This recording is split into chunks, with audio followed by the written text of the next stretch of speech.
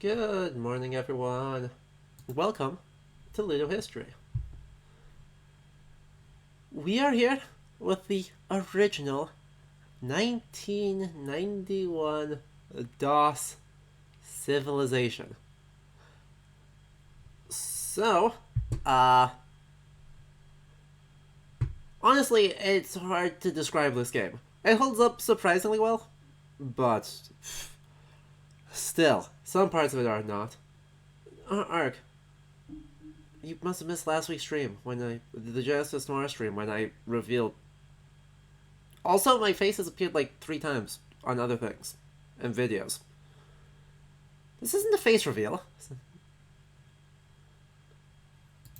Anyway, I will save your ears because, oh my god, DOS sounds are actually the worst. DOS sounds are atrocious. The bleep loops are very real. And so we're just gonna do no sounds, please. And then, help ourselves out so it's not just me talking. With the Civilization 3 soundtrack. That seems way better. I need that button.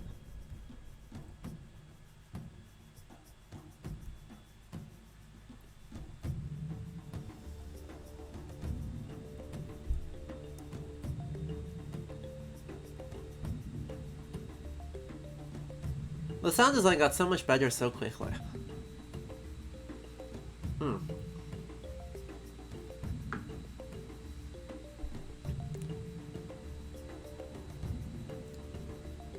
This opening is honestly just kinda nuts to me, because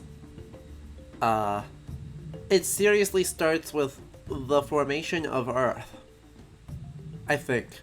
I'm pretty sure. I'm pretty sure this is supposed to be the formation of Earth.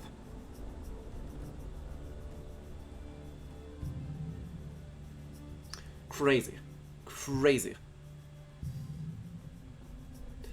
I know, right? Sir X, incredibly old school. About as old school as we get. So the reason, I guess, before we hop in, I want to talk about what we're going to be doing, because we are about a month away from the release of a brand new 4X game called Humankind, that the development team is claiming that they're kind of rethinking some of the fundamentals of the 4X genre. So your culture actually evolves over time, instead of being a static entity, and does some other really cool stuff. And there's been a lot of activity in the genre recently. Old World is another one. So, basically my idea is, we're gonna kind of do a history in Civilization. So my current goal, and chat, your feedback will help influence this, so if you like things, if you don't like things, let me know. But the idea is basically we're gonna do Civ 1, Sid Meier's Colonization probably, Civ 4 if I can get a hold of if I can locate my old disc copy and install it, Civ 5 and Civ 6, before jumping into Old World and Humankind.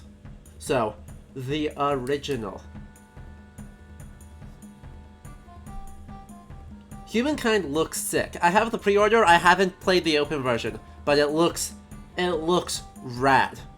Yeah, Arg, I know they have Civ 3 and Civ 4, but I own a copy of both of those games if I can just locate the freaking CDs. Those were my childhood. I still have them. Somewhere. Probably.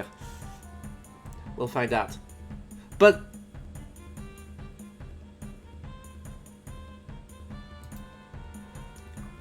I mean, we gotta start at the beginning.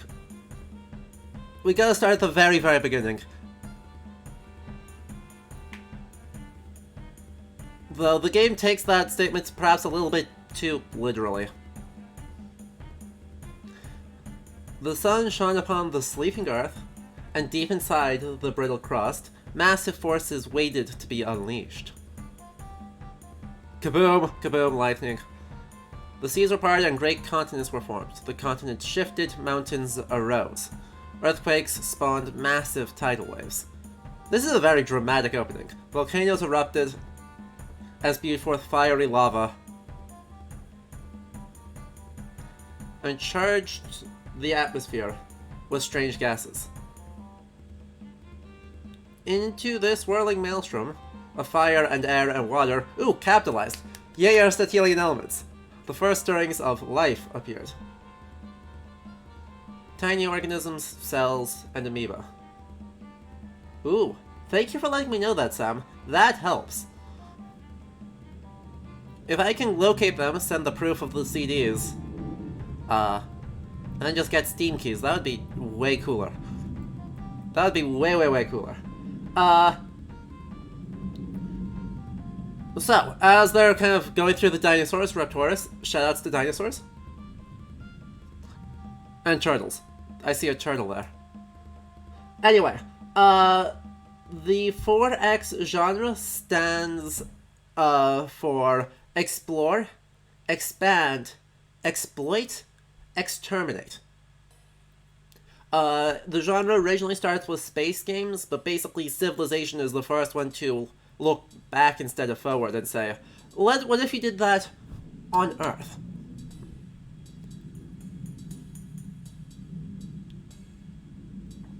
Sheesh. Now required but one more ingredient. A great leader to unite the quarreling tribes, to harness the power of the land, to build a legacy that would stand the test of time. A capital C civilization.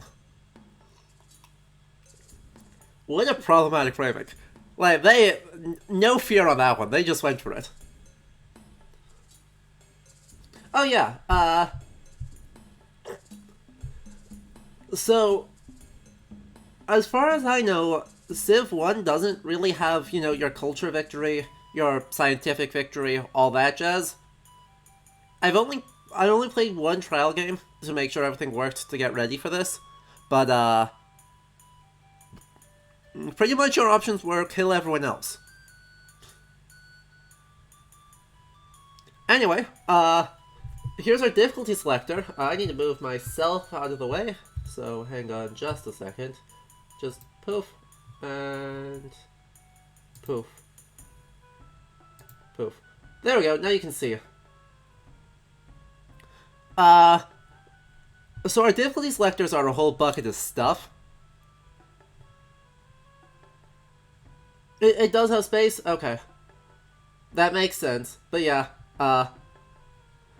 we've got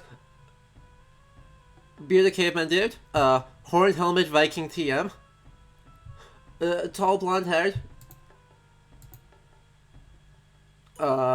Soldier Dude for a prince. Kings are obviously on horses, looking badass. And then the Emperor, is that like a late Holy Roman Empire? Weird. Huh. I'm not going to play on Emperor difficulty because I'm not good at the video games. We're probably going to play on Warlord. My cursor is a torch, I think? It looks like a torch.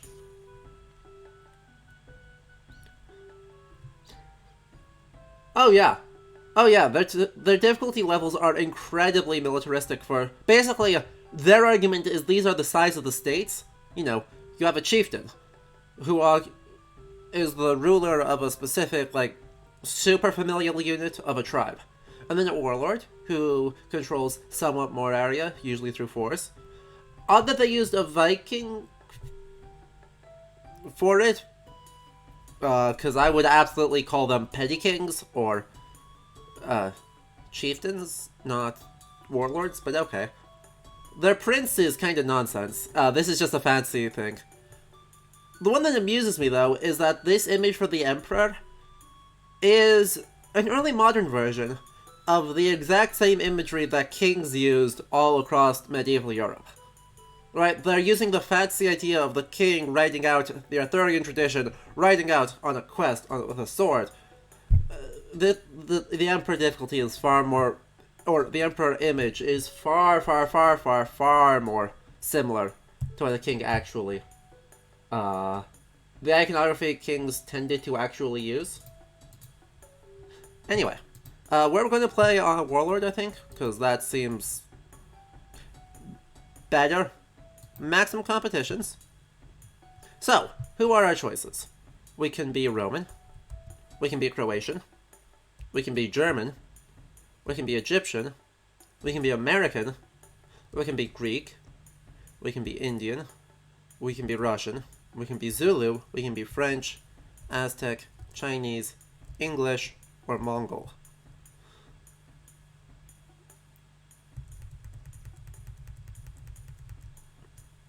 I mean, there's a one unexpected choice here, and that's that the Croats are a thing.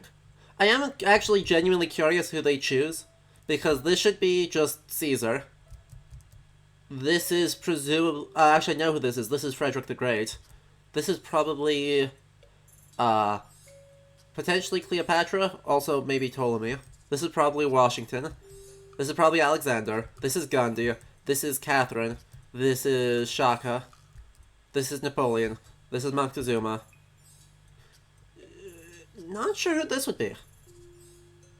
Actually, this is probably Elizabeth or Henry VIII, but probably Elizabeth. This is Genghis Khan. I'm really tempted to go Croats just to see who they choose as their great figure from Croatian history. But chat, you guys get to decide. I'm seeing some... Oh yeah, I agree. When I think of emperor, I think of a Roman emperor like, Trajan or Augustus or Nero or, an actual emperor. But no, I'm pretty sure they go Julius Caesar. Yeah, Civ literally doesn't matter.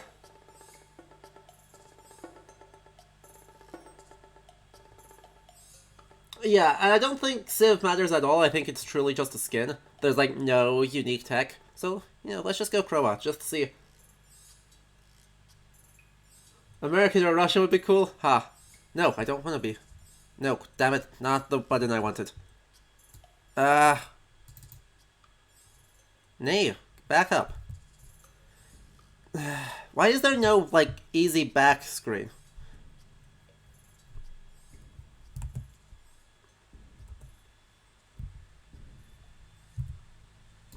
There we go. Right, I'm not sure what the controls are to go back. Because, they really don't give me a lot of options here. For having so many buttons on this keyboard, you'd think that they'd, map out what they all do. But no. No. Fine. I guess we're playing as Alexander the Great now. If the game is not frozen, the game is frozen. Game crashed! Alright, we're gonna refresh, we're gonna load back in again. Yeah, escape exits full screen mode. That's all it does. We're gonna just try again.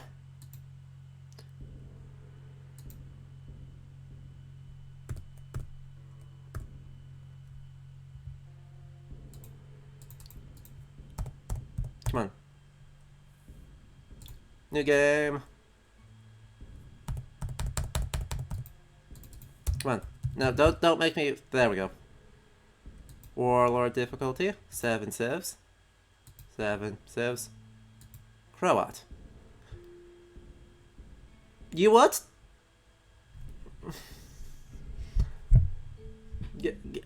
Get video game.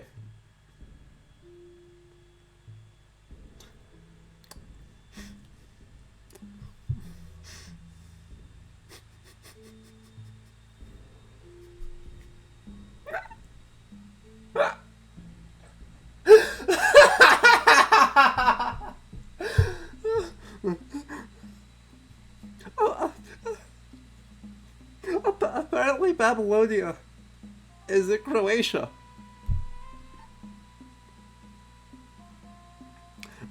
Folks, you heard it here first. Mesopotamia, between the Tigris and the Euphrates? No. Croatia. I wasn't expecting that one, I'll be honest.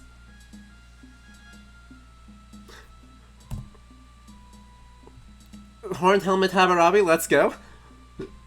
You have risen to become leader of the Croatians. May your reign be long and prosperous. The Croatians have knowledge of irrigation, mining, and roads. Indeed.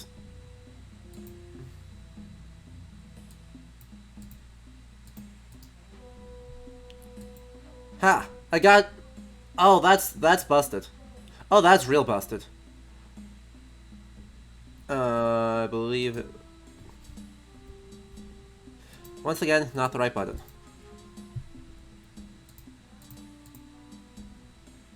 The Legion is just gonna go wandering off. Orders found a new city. Babylon. So they did know that's Babylonia.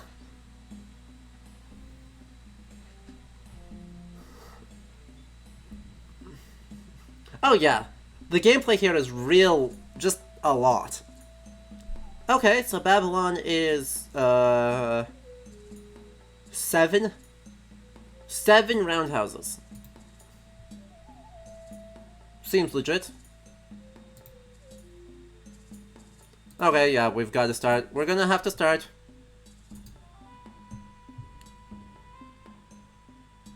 Chariot superiority.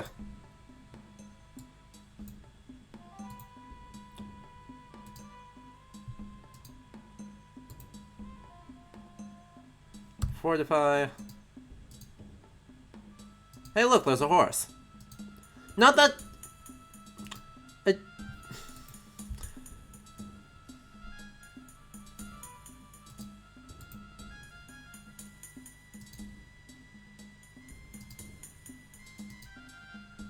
Ah, crap. I need to change... Nope. Change. Barracks. Luckily, my mercenary actually is really busted. I know, right? Croatian wise men have discovered the secret of the wheel. One of the 5 great simple machines, the wheel and axle greatly increase the load that a human or animal could pull by lowering the resistance to movement. Physically true. The wheel was also quickly turned into a weapon of war after its invention, especially in the adaptation of the chariot. In addition to its use in transportation, the wheel became a vitally important tool in engineering and in the industrial age. In the pre-Columbian New World, the wheel only appeared in children's toys, partly because the mountainous terrain of South America made it less practical. Now, apparently the pre-Columbian New World means exclusively the Incas? Oh yeah, by the way, we have to discover ceremonial burial.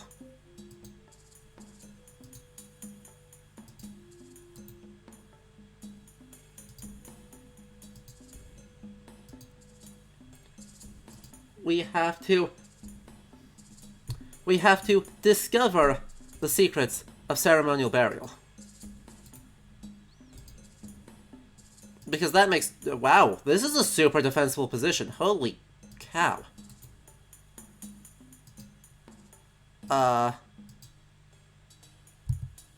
Gosh, this is gonna be...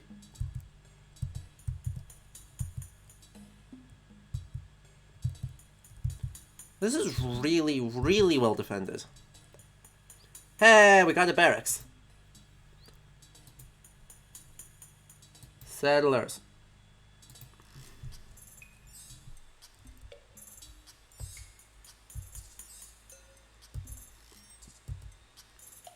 And more metal deposits. Boo. The people spontaneously decide to recognize your many years of enlightened leadership. What was enlightened about my leadership? I've literally done nothing except run around awkwardly. Craftsmen, masons, laborers, and artisans turn out to build a fine addition to your palace. Now, chat. We haven't discovered, right, this game goes with an incredibly linear progression of technology.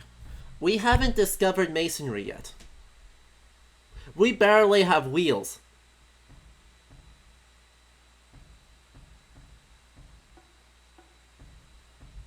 We haven't discovered art.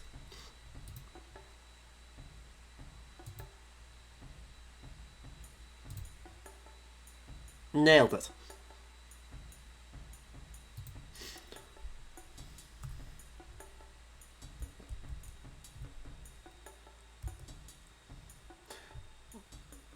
Croatian wise men discover the secret of alphabet. An alphabet is a group of symbols that represents phonemes, sounds that humans can make or distinguish. Some alphabets represent syllables. Then it's not an alphabet. But okay. The ancestors of modern alphabets are the iconographic and ideographic symbols of ancient man, such as cuneiform and hieroglyphics. This is straight... cuneiform is true. It's an adaptation of Neo-Akkadian? I think it's Neo-Akkadian. Gets adapted into Phoenician, and then from there spread for the Latin alphabet. Obviously, that's not the only invention of an alphabet. There are like 6 independent inventions of writing systems. But for the Latin letters, yeah, I think it's... Is it Neo-Assyrian?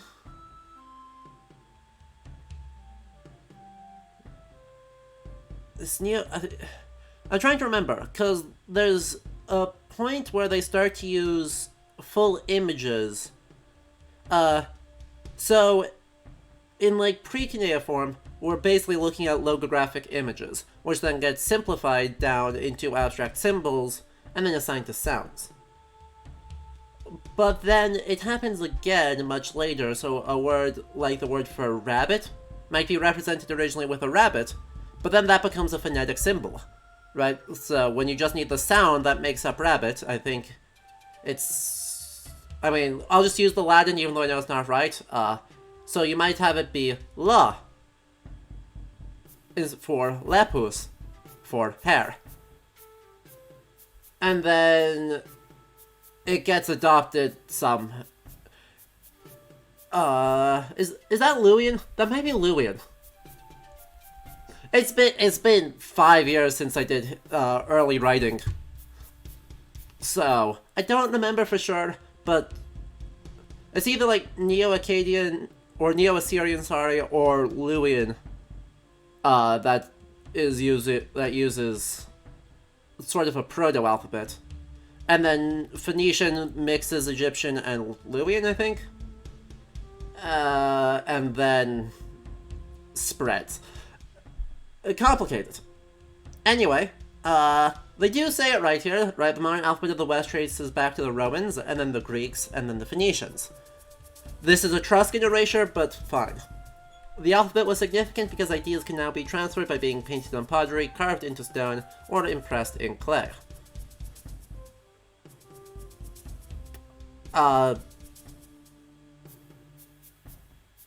Okay, it is counting... I guess it's trying to count cuneiform as an alphabet, even though that's not true.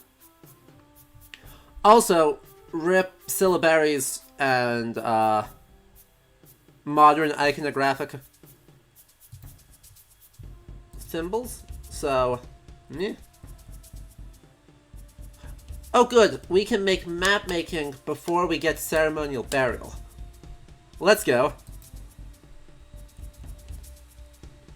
An emissary from the Egyptians wishes to speak with you. Sure. Oh, it is Ramses the Great that they went for. Hang on a minute.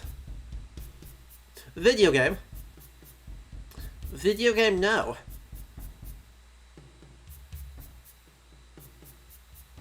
Video game, stop it. So this is a, like, gargantuan oof?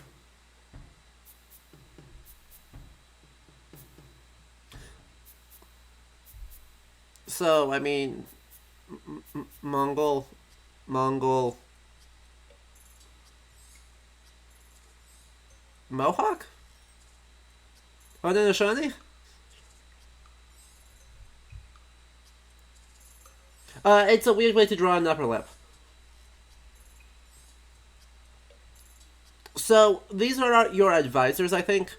Right, these are like your military advisors in the ancient period, lol. Uh, they're people of color.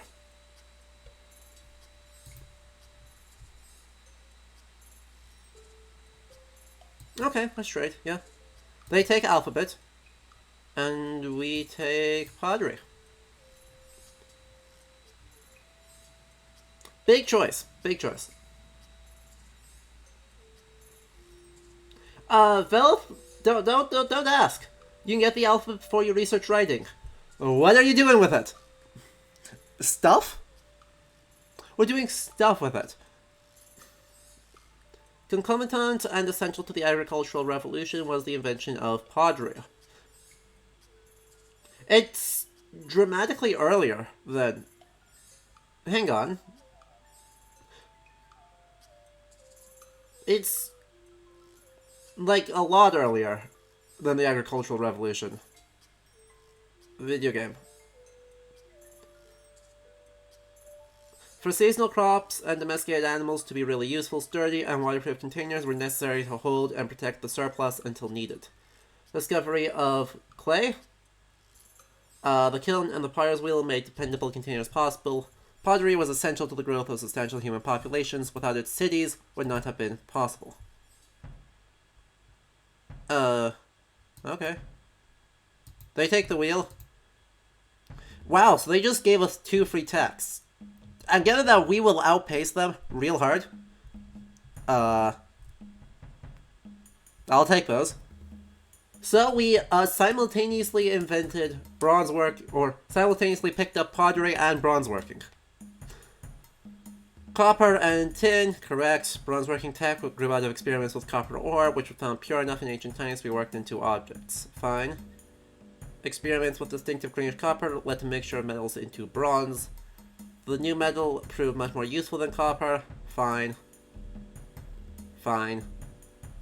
This is not true, though. The first societies possessing bronze weapons had a distinct advantage over those armed with stone or copper.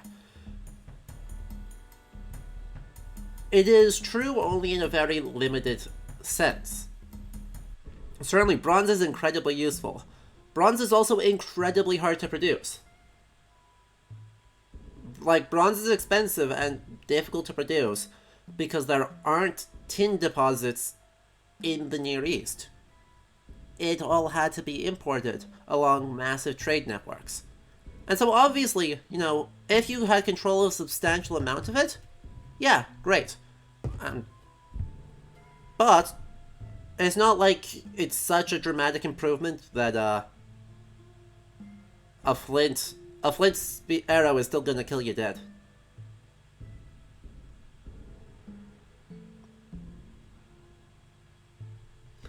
Thank you, KJ, for giving me dates on that. Pottery is at least 20,000 BCE. Agriculture starts maybe sometime around 12,000 BCE. It's a little bit iffy and obviously an incredibly long process.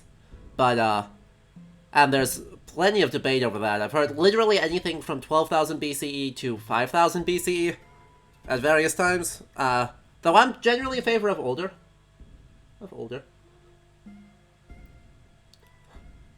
Oh, Bronze Age collapse. Oh, fine. Except. Now, I don't have writing. I don't... Please stop smiling at me, Ramses. It doesn't suit you. Ramses, my lad. Stop. Oh no.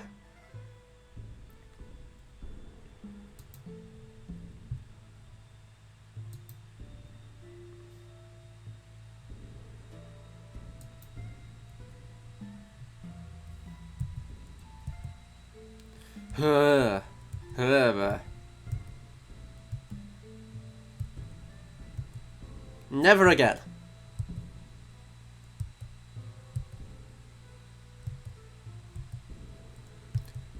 We're just kind of wandering around. Oh gosh.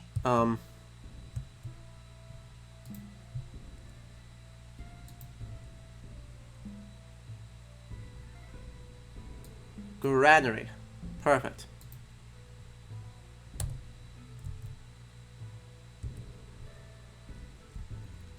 Irrigate. Uh-huh. They're about to drop a rift track. Yeah, yes? Thank you. Thank you. Okay. Why did you do that? I mean, I guess okay, whenever we're wandering around nearby, that they want to actually talk to us. But like, why? Irrigate? This is an incredibly weird layout. Holy moly. No, no. No, I don't want to save. I appreciate the desire to water prompt me to save, but no. Me and the boys making a peace treaty. Amazing. Also, yeah, I could just stomp them. Really easy. Groping for an explanation of the world around them, the earliest humans developed the first concepts of religion. These early forms of worship attempted to give order to the world and assign humans a role in the universe. Gradually, the rites of worship grew more sophisticated with sacrifices, ceremonies, vigils, symbology, sacred items, and prayer. One significant step in the advance of worship was the ceremonial burial, often a preparation for an afterlife. The remains of ceremonial burials offer some of the most detailed information available of past civilizations. Literally, the only sentence of this that is true is the last one. In that, high status burials are incredibly useful archaeological sites. That being said, we have clear, burials that had ceremonies attached to them, going back to at least the Mesolithic.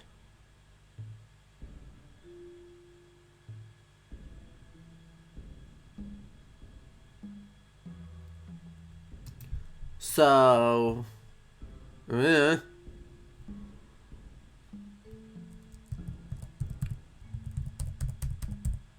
there's arguments to be made, though we don't have a ton of Paleolithic sites, but right, there's arguments to be made that you can go even farther back than the Mesolithic and find elements of ceremonial burials. So, a mere 50,000 years before present. True. We're Hammurabi. We are known for one thing and one thing only.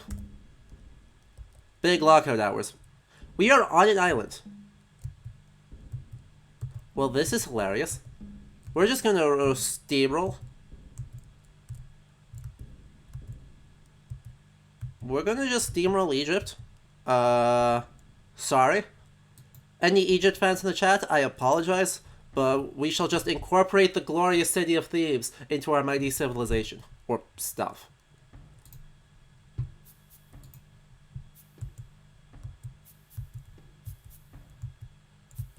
Because frankly, that means I could just, do stuff whenever. Wait. What is the...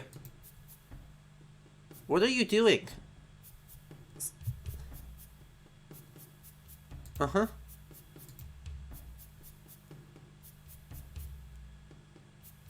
Oh, let's exchange knowledge.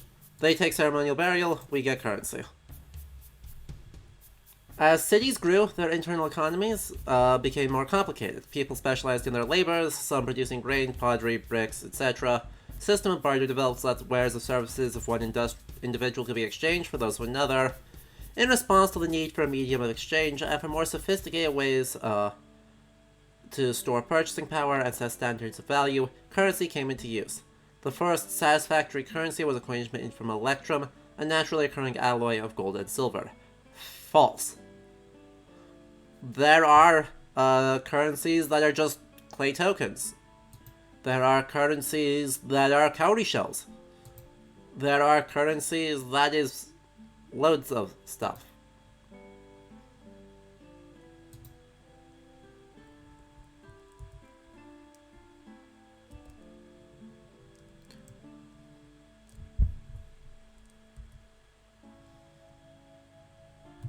Sentry, sentry.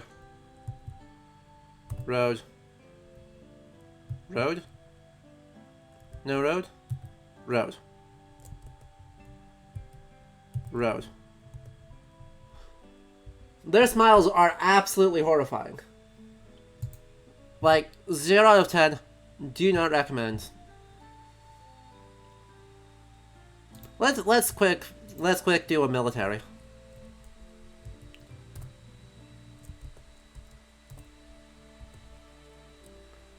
Hammurabi has made the code of laws. This is like the one thing he is known for. Huzzah! As populations and cities grew, the need for the establishment of rules of conduct within the newly organized society. After the development of the alphabet, these rules were written down along with punishments that kept them enforced. The earliest known such codes existed in Babylon. Video game? Video game? So you're telling me that you fucking knew that Hammurabi was Babylonian? That's what I'm seeing, right? Right, chat? That's what I'm seeing. But now, here we are. The Croatian Hammurabi.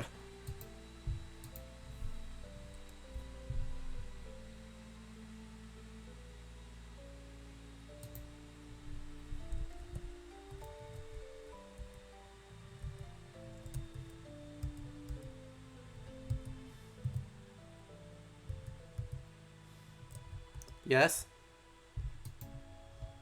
Thank you.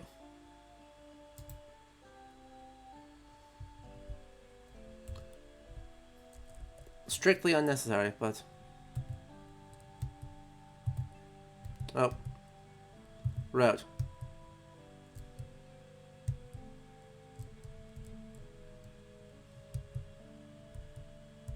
Two, three. Sentry. Road. We're totally non-suspicious here. Don't worry. Totally not suspicious.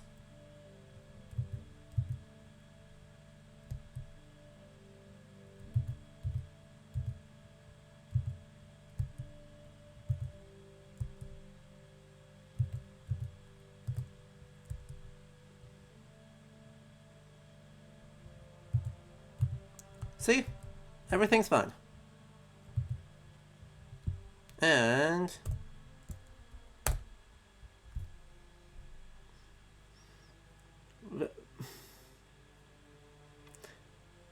video game. Sumer? Oh, and they're using teepees. Because using the traditional house structures for, you know, a more or less nomadic,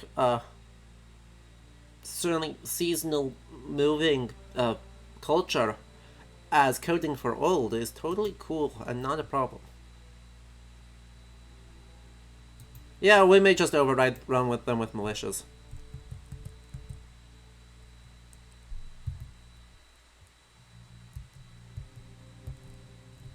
No, I don't want to do that. Thank you.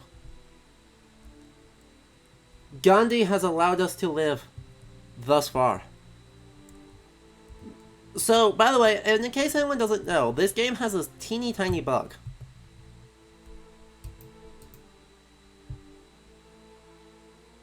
Let's trade. Code of laws, we take map making. So, the bug is that they set the AI for each ruler to be different values. One of those values is aggression. Now, Gandhi, you know, well-known, a pacifist, used nonviolent means to bring a lot of attention to British colonization of India. Also a highly controversial figure, not a good choice for the representative of Indian culture. Anyway, they set his aggression to 0. Different technologies do different things. One of democracy's effects is aggression -1. What happens if you subtract 1 from 0? Can we do some quick maths? Can we do some quick maths, chat? What's 0 minus 1?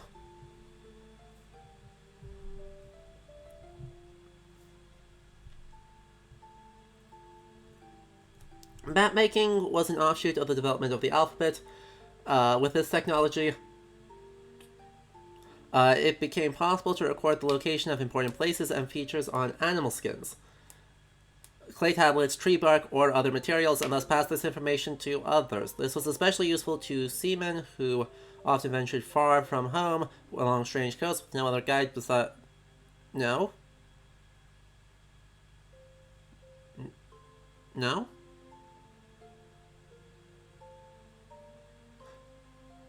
Cyrex has the correct answer. According to this video game, 0 minus 1 equals 255.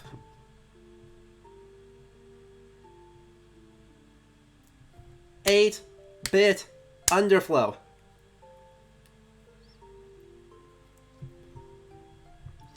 The processor for this is an 8-bit system, and so the numbers only go from 0 to 255. If you go below 0, it rolls back over to the top, so that it doesn't cause a crash. So it goes to the legitimate maximum possible in an 8-bit system. And Gandhi becomes a nuclear maniac.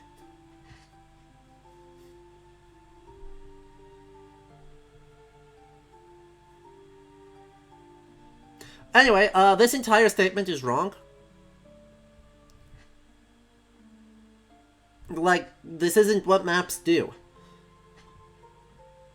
Oh yeah, 255 out of 10. Thank you for the very important clarification. 255 out of 10.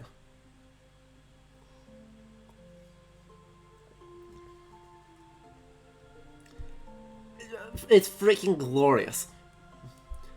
We are praying that India is not on this map right now.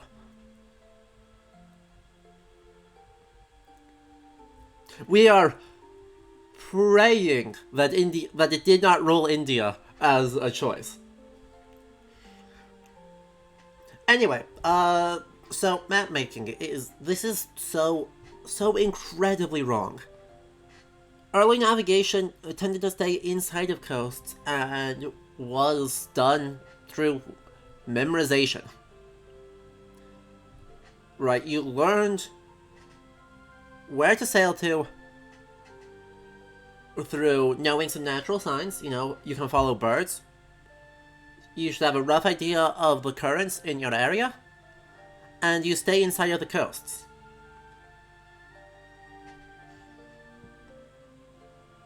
Now, there are extremely early maps, but these are not really. I mean, there's actually one from Sumeria? I think it's Sumeria. That seems to be a map of a city. But, for the most part, early maps are conceptual. They're not navigational. So they're encoding information, yes, but they are not encoding the literal, physical distances, safe harbors, etc. to enable exploration and navigation. They're instead encoding a worldview. How do people imagine the world or their world space? Be that localized or on an extremely broad scale for early world maps. What this seems to be talking about is a specific type of pseudo map called a portalin chart, which basically writes the name of every safe harbor along a coast. And so we have some from the 16th century that are actually greater than 99% accurate to the Mediterranean, as we know it from satellite imagery. Because they wrote down every coastal town. And there are so many of them that you end up with a perfect map of the coastline. Those are navigational aids. Okay, we're continuing to welcome peace. Yep, totally. 100%. Ah! The guy's standing there, so I can't actually go down.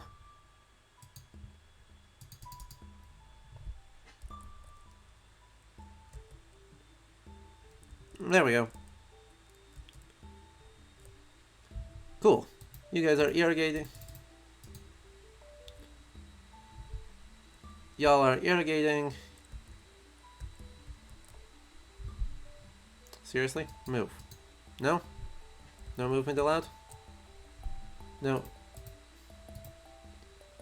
No? Okay. Okay, that should be enough people to stomp. That should be more than enough people to stomp.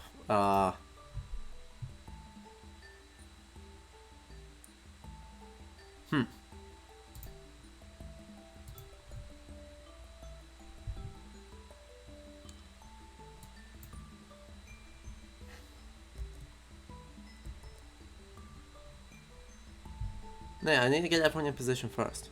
I need you to move, thank you. Down. Down. Fine. Let's go. Break treaty. Squish. Move in. Move in. Squish.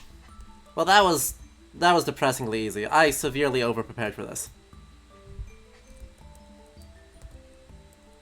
Ah, my guy died. Darn. Tragic.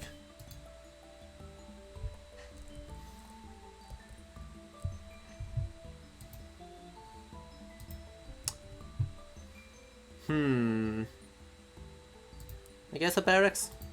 You're not really going to be doing anything, so... Oh.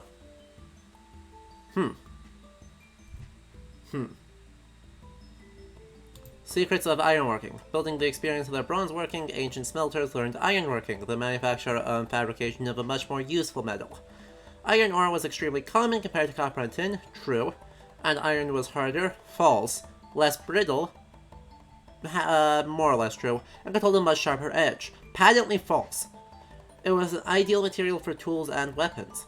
Some observers consider the development of ironworking to have been a key step in the advance of civilization. Outdated periodization, let's go. This idea is, of course, are looking at Stone Age, Bronze Age, Iron Age as distinct categories. They weren't. But iron's big benefit is not that it is a better metal than bronze. It is a worse metal than bronze in very, very many ways. But iron is cheap and plentiful. And turns out, a bigger deciding factor, in most cases, not all, but most, as to whether or not you're going to win in a war, is how many people can you get decent gear, not 1,000 people with kind of crappy gear are going to beat 100 people with very good gear. Ooh, hunting map carved on mammoth tusk? Ooh, thank you, Peter. After a little bit of googling, it seems that the oldest surviving map is a hunting map carved on a mammoth tusk from 25,000 BCE. Oh, my guy exploded. My guys are getting owned? What is this? I need this person. Nay.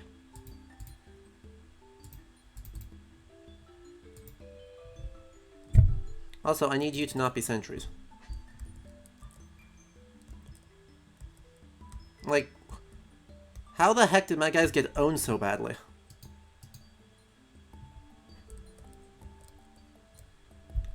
Berlin built the Hanging Gardens.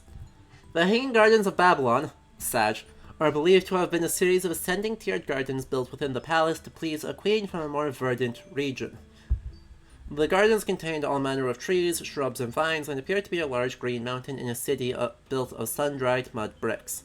Pleasing to look at, cool to linger in, and a remarkable piece of engineering, the gardens were a distinctive feature of Babylon.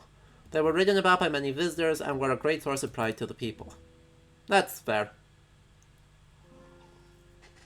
Plus one happy face in each city until the development of invention. Also, why is shields currency? Wow, my guys, what the heck is going on here?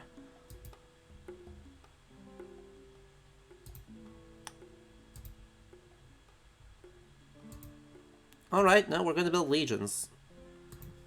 And they're going to move fast, because we literally output one each turn.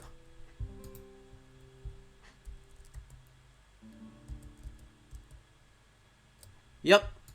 They captured Sumer and destroyed it. Did they destroy Sumer? No. Oh, most untrustworthy leader of the infidels, here now our most wise Emperor Ramses of the Egyptians. We laugh at your empty threats. Prepare for war. We were already at war, so, like, I don't know what the point of that was. Oh, well, Sumer literally got exploded. Awkward.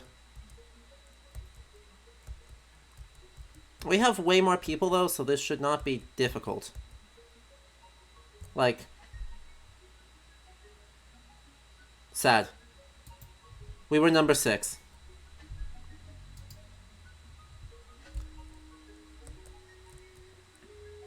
Is the video game cheating? No. Goofballs.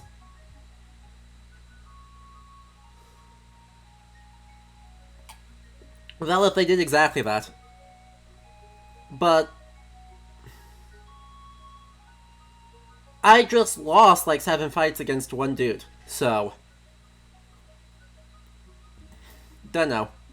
The aggregation of people into the first cities required permanent buildings. To fill the need for these structures, some of the new city dwellers became experts in the techniques of masonry. This technology utilized rocks and mud bricks, cementing these materials into buildings and walls. With more experience, their buildings became larger and more elaborate. Göbekli Tepe wants to have a word with you. Walls became more imposing, and the work became more permanent and pleasing to the eye. Years of experience led to more techniques, blah blah blah, blah blah blah blah. Blah blah blah blah.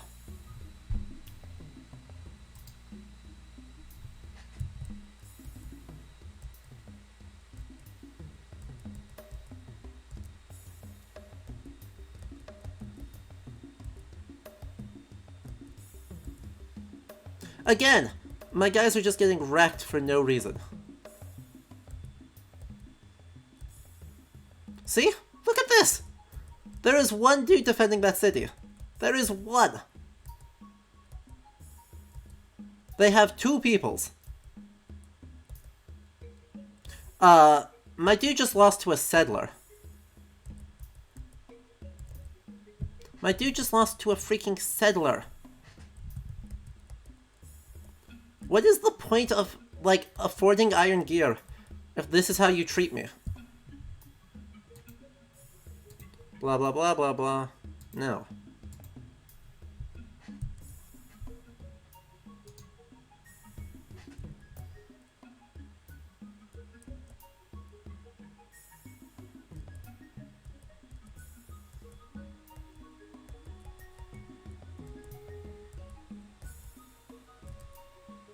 Hello?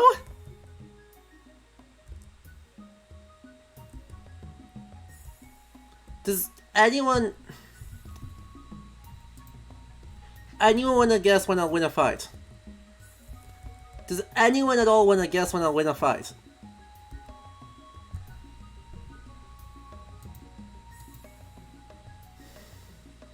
Horses are believed to have been first domesticated in the Great Plains of northern Asia.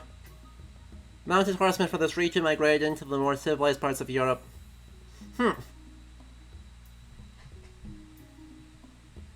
No. The more civilized parts of Europe and Asia, often driving out or enslaving the inhabitants. Yeah, but the enslavement went both directions. Where the horse could be raised, horseback riding was extremely useful as a source of power and means of transportation. Proved especially valuable in battle, making the rider much more imposing and mobile. Mountain warriors were part of most armies until their roles as scouts and cavalry were superseded by vehicles and aircraft. Also long after that. There were still cavalry units in World War II. So...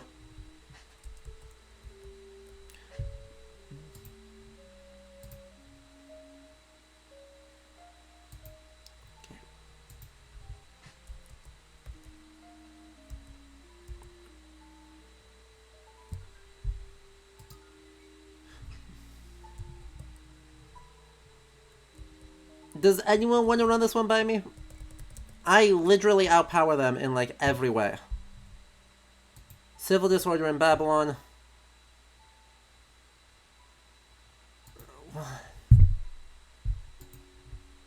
Apparently my one city of 300,000 people is, I have to go back and deal with them.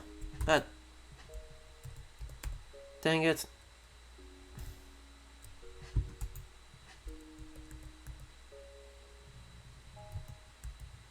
Okay. Thank you.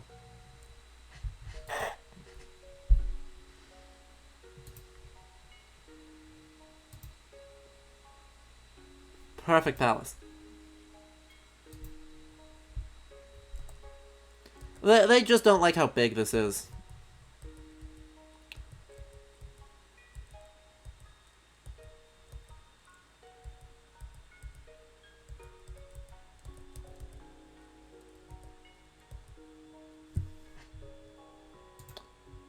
Uh-huh. Oh, they've upgraded. Their guys actually look like they're Egyptian now. No.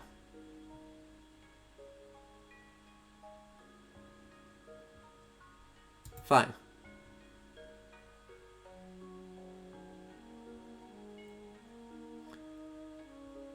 That was a good deal for me.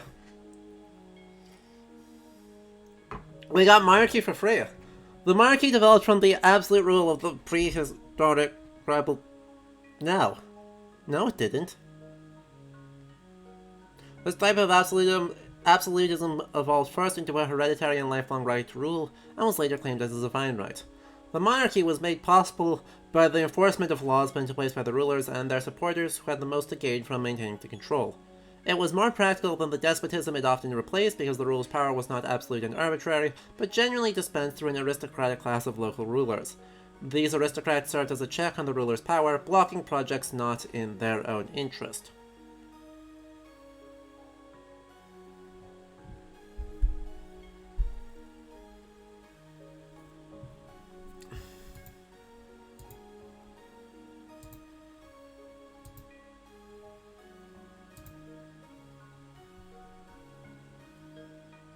The puny civilization of the Croatians. We are apparently not very powerful? Yeah, we're just gonna body block these guys, because they can't move through. So, whatever. Anyway, settlers, and a lot of them. We're going to build a lot of settlers here real quick. Chinese civilization destroyed by the English. Well, that's awkward. Unlucky. Big unlucky. Croatian wise men. Oh, by the way, we have upgraded, I think, to be Greek. Greek Babylon. Let's go. The development of writing is considered one of the most important advances of civilization. From that point, history began as defined by written records, first inscribed on clay tablets or carved into stone. The significance of writing is that it allowed ideas and knowledge to be stored and passed on over distance and time far removed from the originator. Prior to this, communication had to take place face-to-face. Writing greatly accelerated the advance of knowledge because what was known in the past did not have to be relearned by each new generation. God, this game is trying so hard to be educational, but the write-ups are so bad. Oral traditions molding.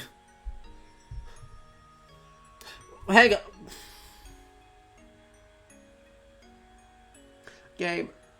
Game, we have the alphabet, but no writing. And now we have writing that nobody can read. What the fuck? Time to event. By the way, are we able to see the... Wonders of the world, demographics, world map. Are we able to see what the...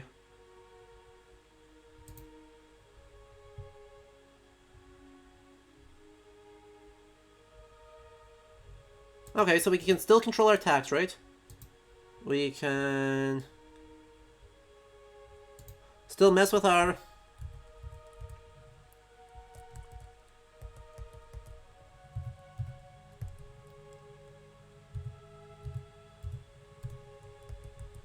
Okay, we're just literally going to body block them into a corner here. Like, they can do whatever they want. We're going to body block them while we expand. London has built the Great Wall. The Great Wall of China, stretching from the Yellow Sea to the Asian deserts, was built over a period of approximately 1800 years. That's okay. Construction was not continual, but waxed and waned in response to barbarian threats from the north. The wall is 25 feet high and 12 feet thick. It runs 1,500 miles across northern China. The purpose of the Great Wall was to make it difficult for raiders to escape, and thereby discourage invasion. It was not intended to keep invaders out, because it would have been prohibitively expensive to keep it manned.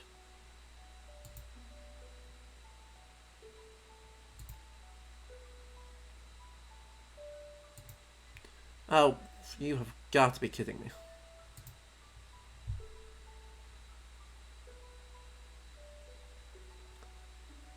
Fine.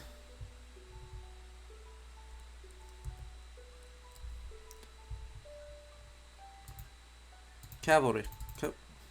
For God's sake. Cavalry. Yes.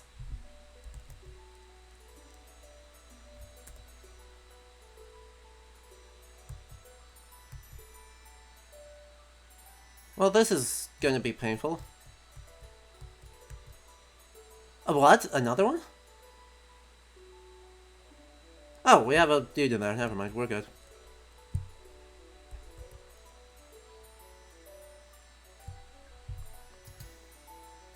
What are my military units? Why are they all so bad?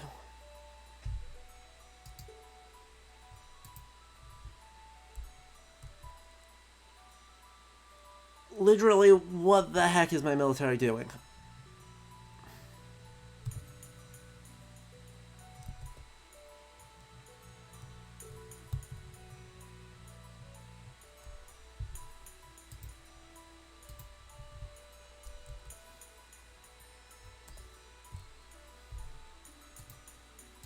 Oh, damn it, the guy despawned.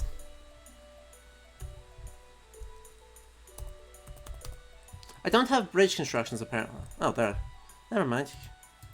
We did not despawn.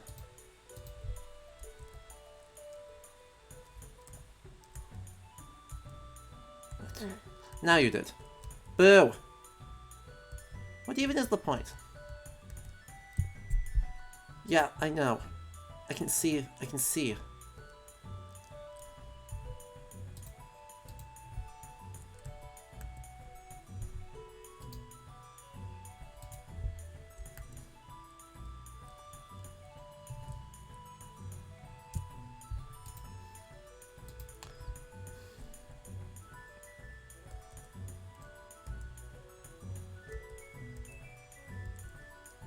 So this is a mechanic in this video game.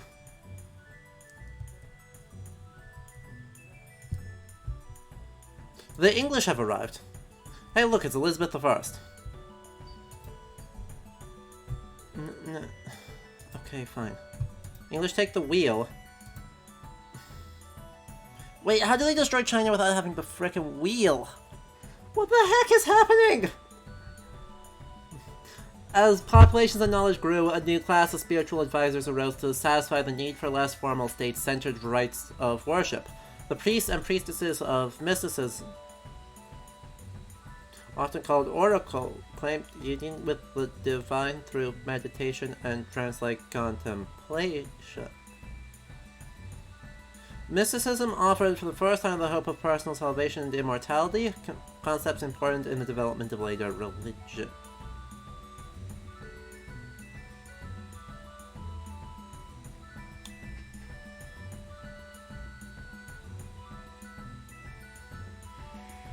I'm glad to see the Civilization games have a long and glorious history of having literally no goddamn clue what religion is. Sorry, chat, if someone can get Reed in here, like, ASAP? Hang on a minute, let me grab a... Let me grab a... Bro. Where did I put it?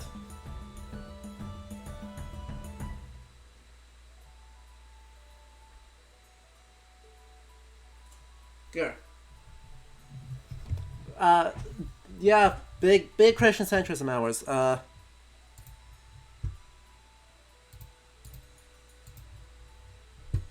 Good, there is. Cool. Someone just screenshot this. Actually, here, let me screenshot this.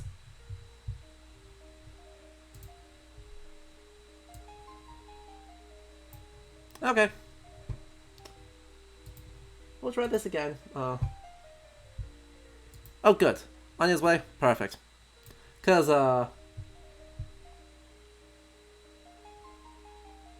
this is just so gloriously bad. In the meantime, I just want to talk about their monarchy, because their monarchy was just as bad. So, across antiquity, most of the Middle Ages, etc., generally just most of history, the power of monarchy is derived from either literally formal elections or the consent of the nobility. The people who are on the ground actually controlling land. The little petty kings, whatever. If you cannot persuade them, your claim as king is literally freaking meaningless and they will coup you. So this idea that monarchy was an absolute rule that was then mitigated is absolute nonsense. Like, the first inklings of divine kingship show up with the Salian dynasty of the Holy Roman Empire. But that's an 18th century thing. The Salians are 9th century. Or 10th century, sorry. 900s. But the divine right is Louis XIV.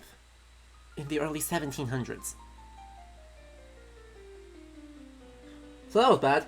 Anyway, Reed, isn't this hilarious? I just wanted you to enjoy this. And by enjoy, I mean suffer. Like, this is so wrong, I do not even know where to start.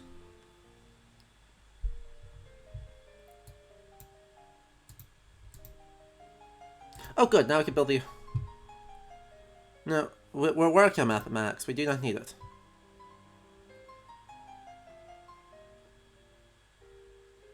You have made peace with our evil neighbors. They're not your neighbors, they're my neighbors. And they kinda kicked my ass. Oh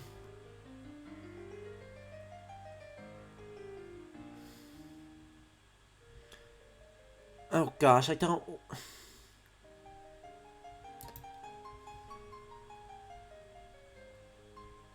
Fine, England is more powerful than us. England, we do not...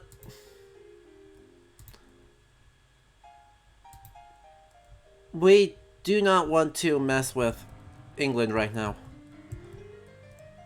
We are not nearly built up enough to be able to do that.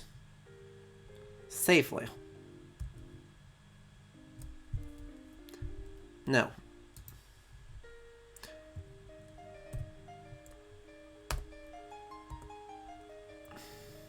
The year 1, we finally founded the town of Uruk. Change. There's no point in me building a militia when I could build a legion instead.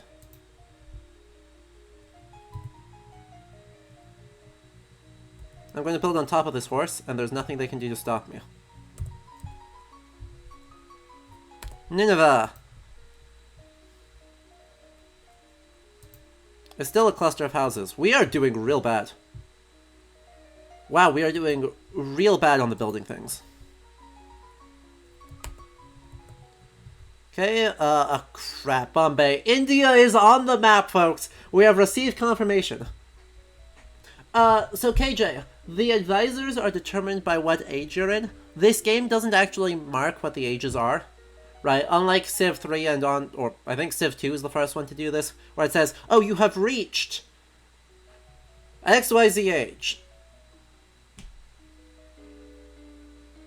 The game just quietly, like, runs that in the background, and your advisors will change depending on where you get to. I know, right? Reed, we are the Croatians with the glorious leader Hammurabi. And so apparently the entire Middle East, because we founded Uruk, Sumer, Babylon, and Nineveh. So apparently, like, the entirety of Mesopotamia is generically one civilization. Because we have Sumerian. Uruk is, I think, Akkadian? No, it's older than that. Uruk was its own thing, wasn't it? Uruk was... Anyway, Babylonian. Assyrian. All Croat. I can't decide whether this game is making the weirdest frickin' migration argument ever, or it genuinely has no clue where Croatia is.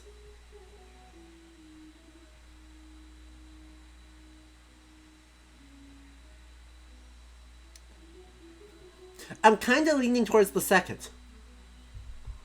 Anyway, built by the 4th dynasty on the Giza Plateau outside modern-day Cairo, the Great Pyramids represent the pinnacle of ancient Egyptian cultural achievements. These wonders were burial tombs and monuments for the pharaohs, well, 3 pharaohs, but may have required generations and tens of thousands of workers to complete. This is wrong.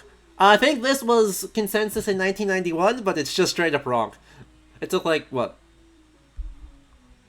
20 years, I think, for the Great Pyramid, is our estimate these days. Peter, you would know better than I do. But oh man! They were ancient monuments when visited by Herodotus?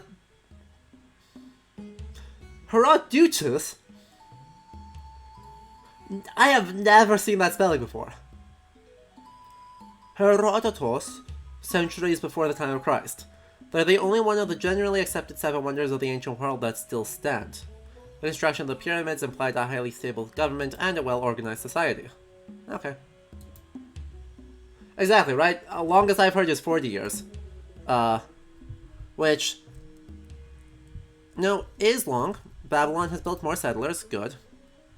We want to build more things now.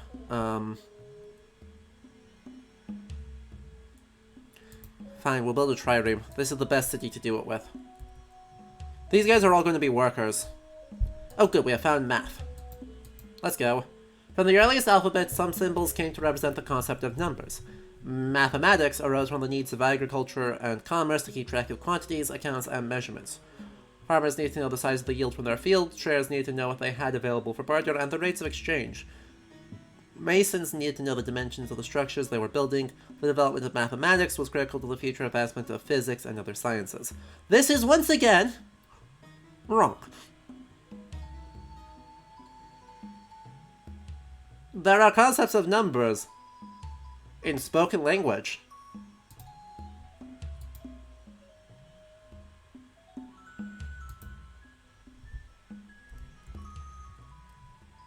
I know, it's a shocking development. Egypt destroyed the... Egypt is across the ocean. God dang it. Oh, what are you working on? You are working on the Legion. Okay. Make full screen, thank you.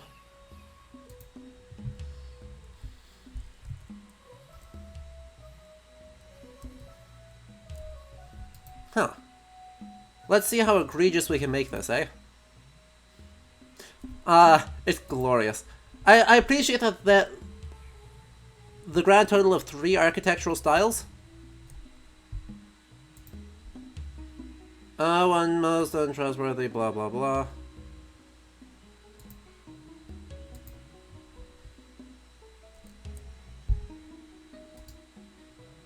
Okay, we're at war with Egypt again.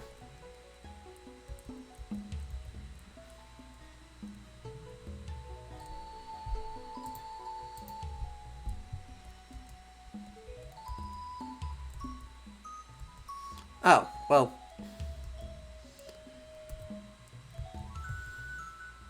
Let's see if our guys have gotten better at literally anything in the couple centuries since we had...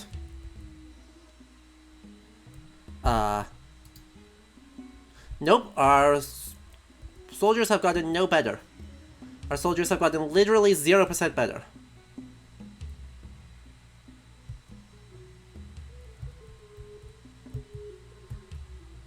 Good lord.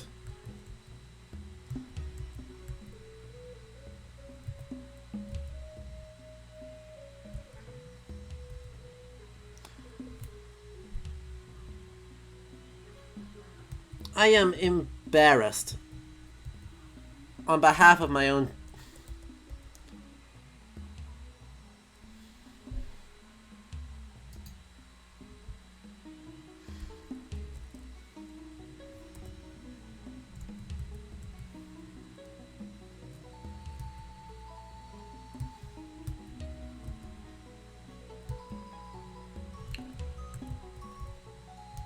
Like, what the hell? I just lost 2 cavalry. Crap, you're just building more triremes right now.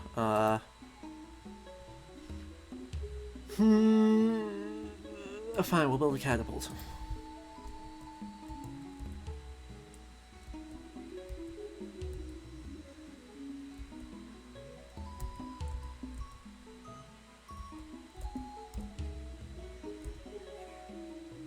Like...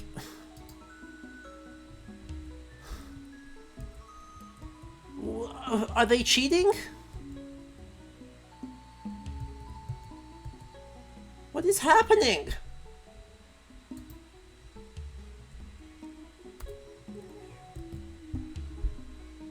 How?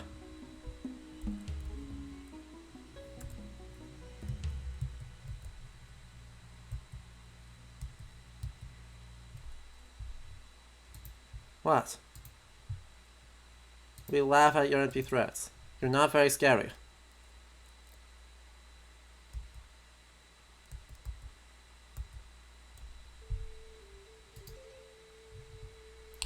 At least the Legion seems... What? It was at... I was adjacent to land! Video game? Also, no. Literally not how that works, but okay.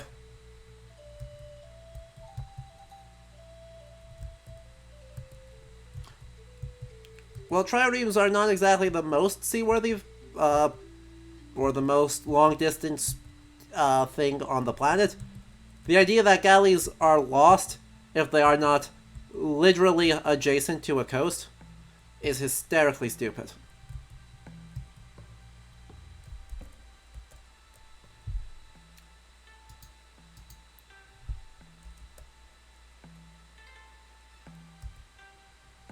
Ah, the city's grown up a bit, hasn't it? Well, this'll be interesting.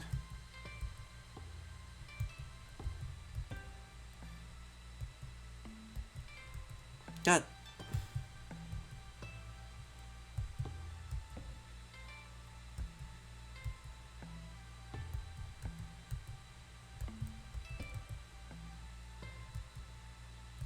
I wanted to build a road there. Oops.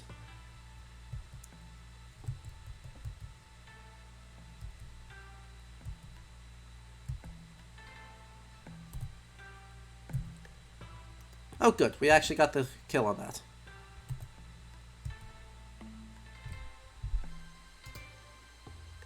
And we didn't get the kill on that one. Again. Oh god, it's so...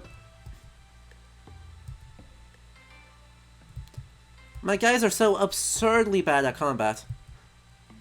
I feel like they've got to be cheating, right? Like... There's no way this game is not just cheating and stat inflating them, right? Because I just lost a legion... Oh.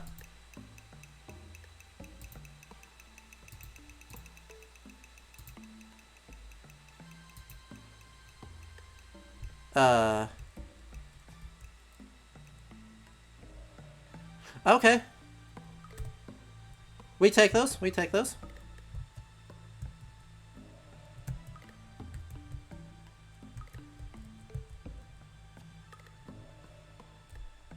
Okay, we're gonna build more boats now.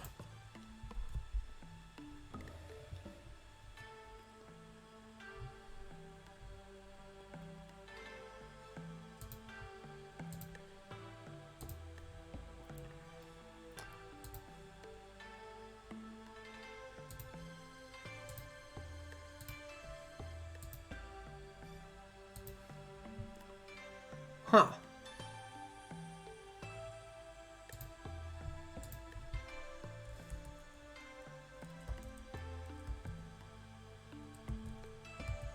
We're still gonna try and blockade in the English.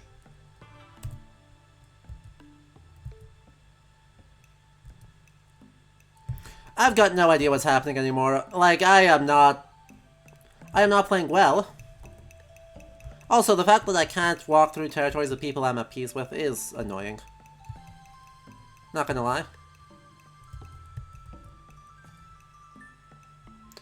Oh, you've got to be kidding me. No, no, no, no, no, no, no.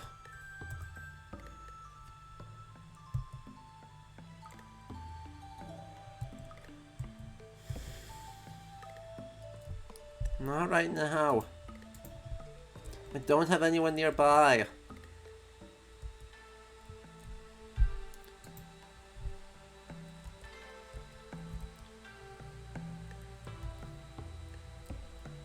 Hi.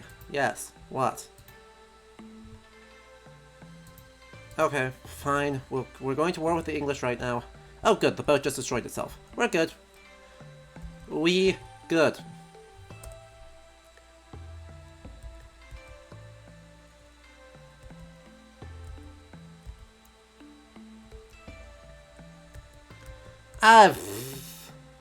Things... We are not winning the game, we are just not losing it. England keeps trying to go, keeps trying to bully us.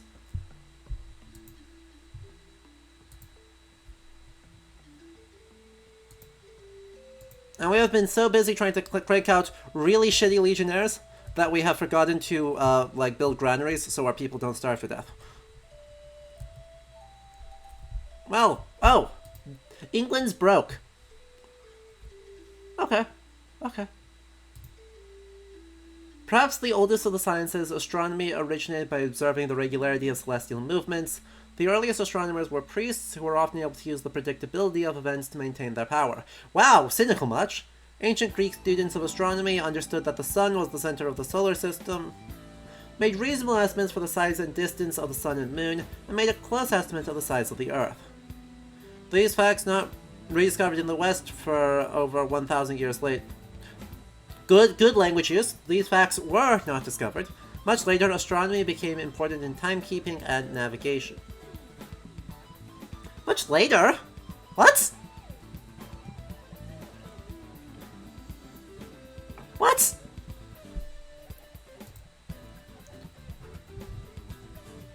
What was any of that?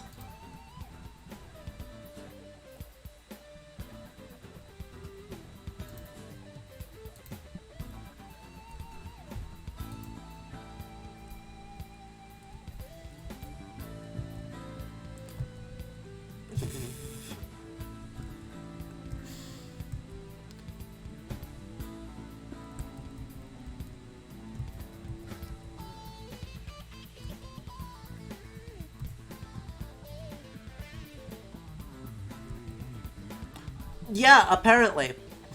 By the way, shoutouts to log cabins with thatch roofs next to teepees because this video game.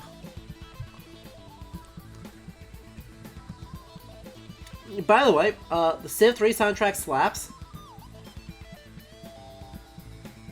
Let it be known, this soundtrack is obviously not from a DOS game. Like, obviously not. Cool, we got another boat. I think time for us to look towards... Oh no, Copernicus' observatory, I guess?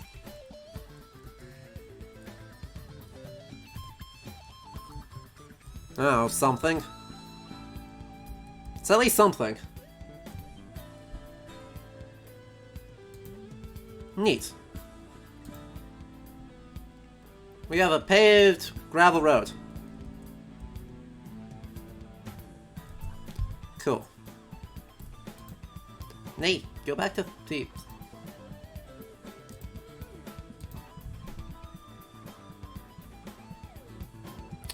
Interesting. They'd be able to build things way faster. Huh. Alright, might as well take a stab at the Oracle.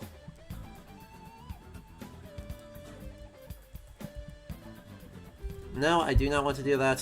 Fine. Hey, I found a new people.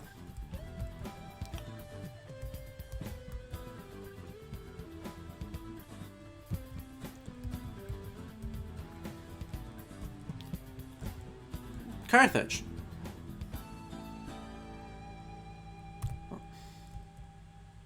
Huh. I didn't remember the Carthaginians being, like, an entity that existed. Or a...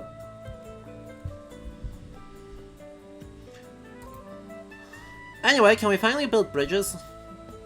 Advancing beyond the use of mud bricks and mortar, ancient engineers responded to the need for stronger, more elaborate structures by developing new techniques and skills in construction. The preferred building material became stone. Not true. These new skills made possible... bridge building, yeah. Yeah, we've not been able to build bridges yet. Oh, that's what the settler is. The settler is a covered wagon train. Which is a choice. Big ol' choice. Oh, wow.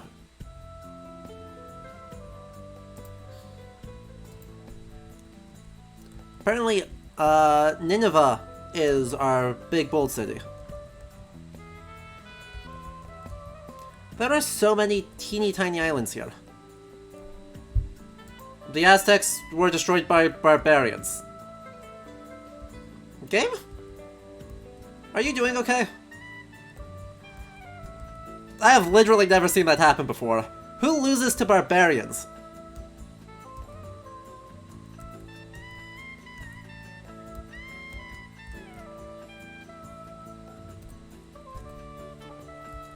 Anyway, I'm just trying to connect...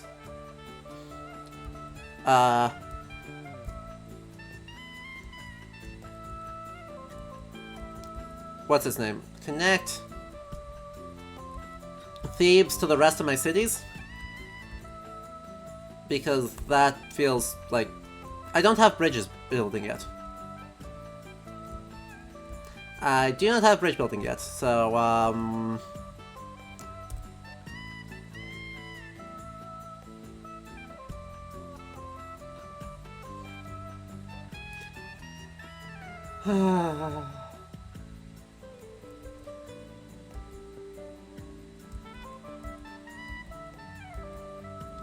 That's a big ol' feels bad, man.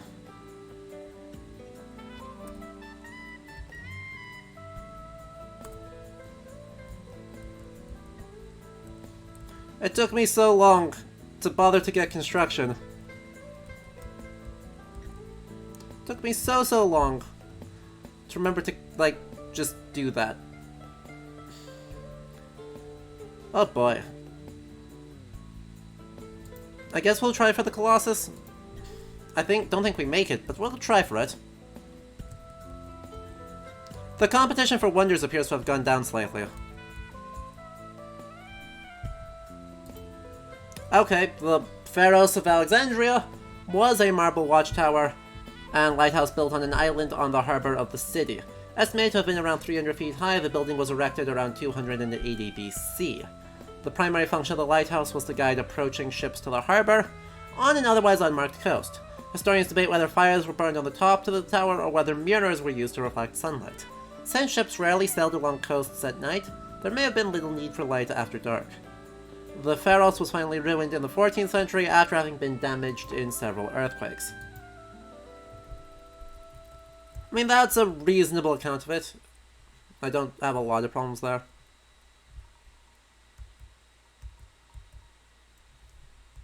Okay, maybe we can get lucky and they'll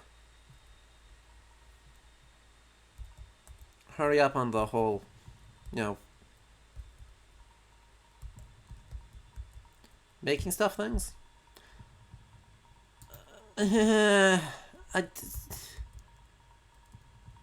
Thank you, natural disasters. Or in this case, fires. I have money! I have one thing! That being said, we are way behind on technological progress. Like, way behind.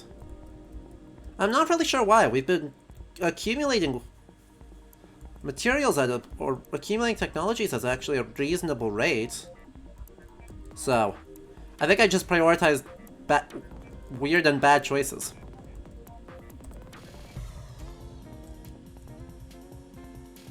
That being said, does anyone know, like, how close we are to...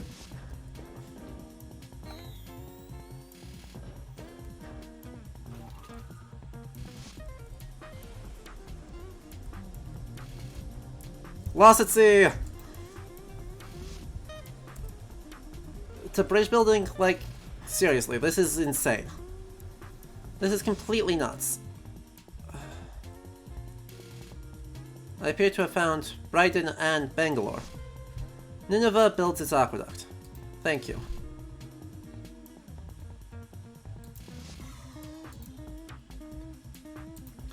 Okay, population's growing fast.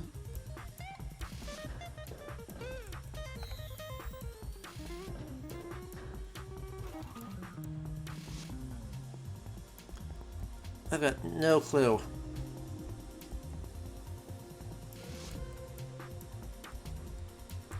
I have no clue what the heck is going on anymore. I know, interface says I'm in the 1200s, but that's not exactly helpful information. Honestly.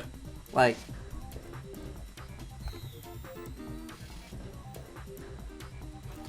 It doesn't say how close I am to... You know... This is our problem. Yes, the only way you can change governments is by a violent overthrow of the current system. Oh, perfect. Croatian government changed to monastery, and now we have Egyptian advisors. Nailed it. That was a large part of our problem, I think. That has slowed us way down.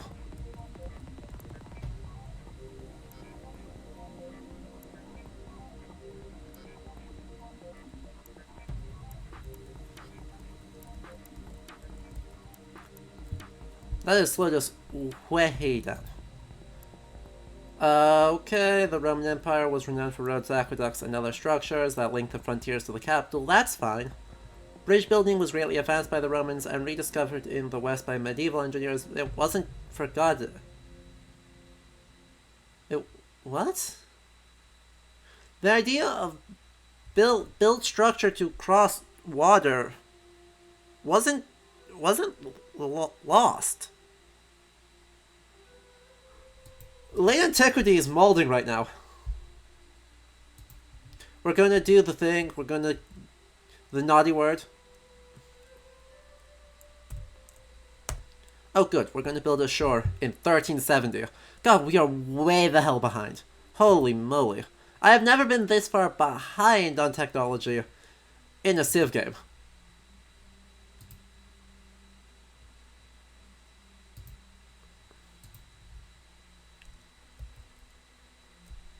Oh, thank you. We appreciate the extra palaces.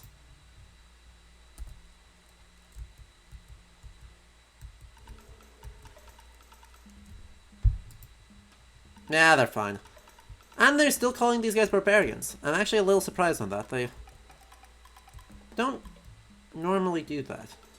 Yeah. Oh. Everyone panic. Everyone panic real quick.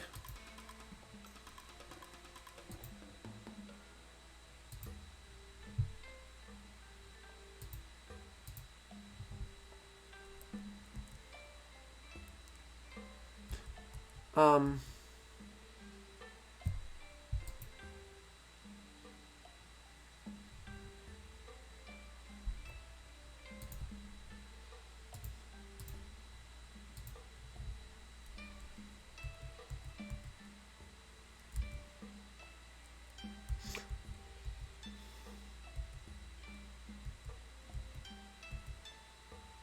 Rip Nineveh. That put me... What the hell?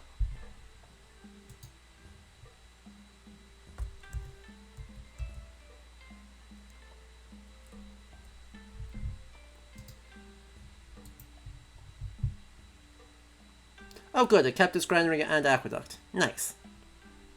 I'm gonna let it build one of those, and then I guess we'll fortify in here.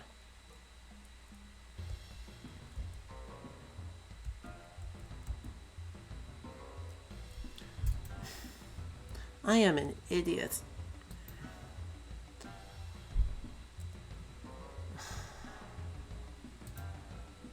Where are literally all of my guys? Like...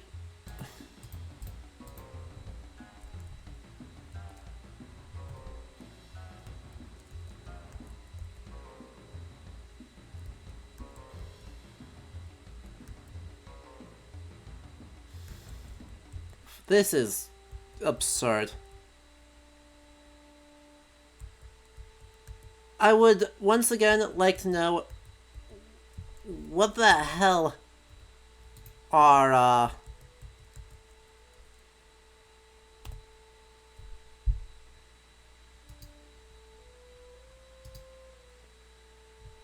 my soldiers' training regimen, and can they be fired? Whoever's in charge of, like, training my people needs to not be.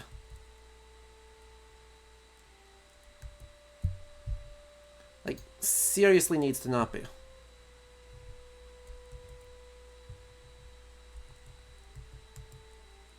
I don't have any cities that aren't building anything important. Like, this is the only one. This is the only one that's building anything. Thank you. Make full screen again, thank you. I don't have a way to retake this city. This is appalling. This is stupid. Oh good, they finally built the Oracle. Okay, we're good. We're good. Thebes shall save us, eventually.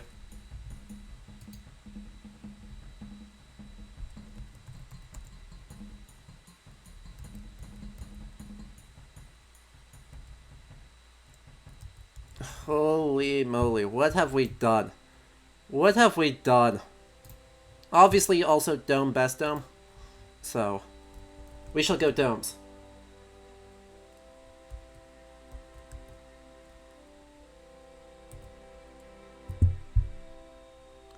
And I really need Uruk to... Oh good. We're good now, we're good. I'm gonna use Thebes to get Legion, at least a Legionnaire in all of my cities. Because Uruk should be fine now. Oh, there were two of them. Well, this is getting out of hand.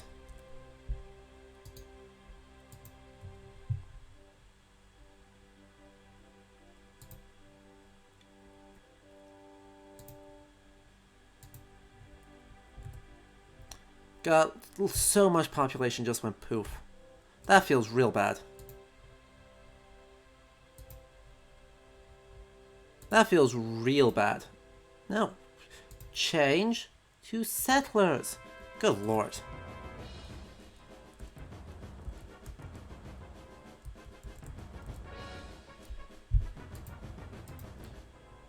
Well, the population still went up despite this, very unfortunate.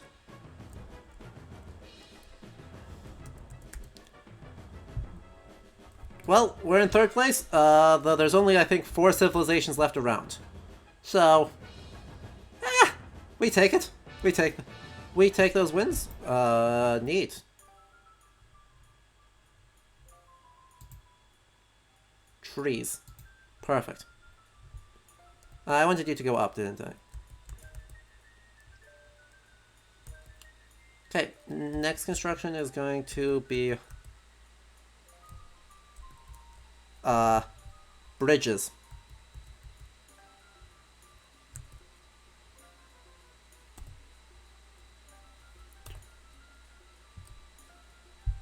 Okay, and you are fine. And then I'm just going to order you to go to there. That makes that easier. Oh, you just built your own. Okay, my cities need to all change their construction now.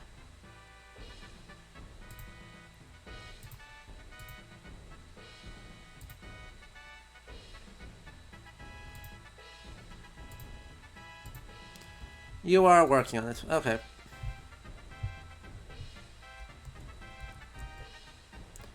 Sheesh. Not my best play in the world. I'll just acknowledge that. Hardly my best work.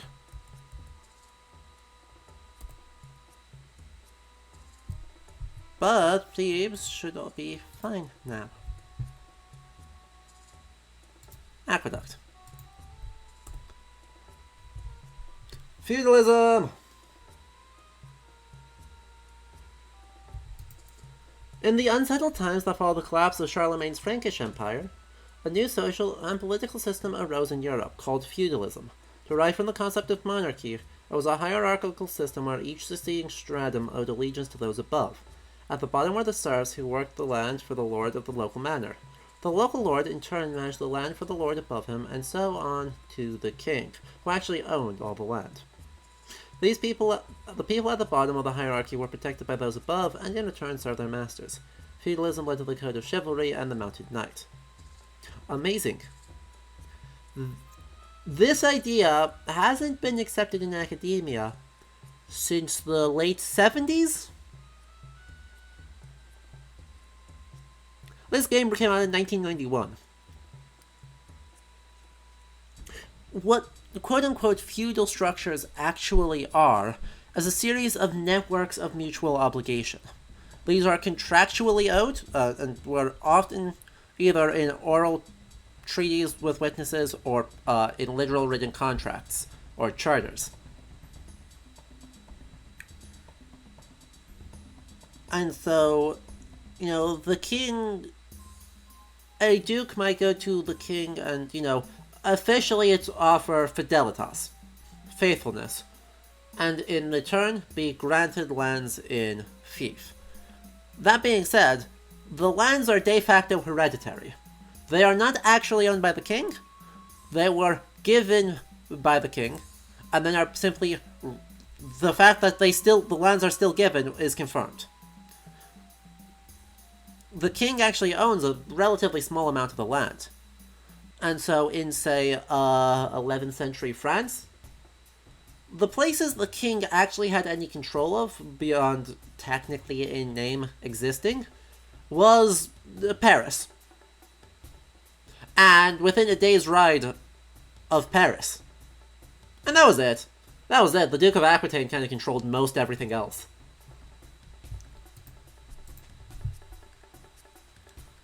Navigation. Thank you. I would love to be able to use galleys. Oh good, we're getting close to 1 million. That's a nice big number. I'm a fan of that number.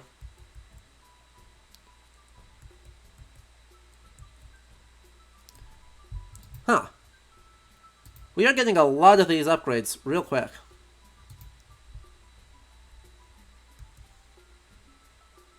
Road. Then someone is going to need to,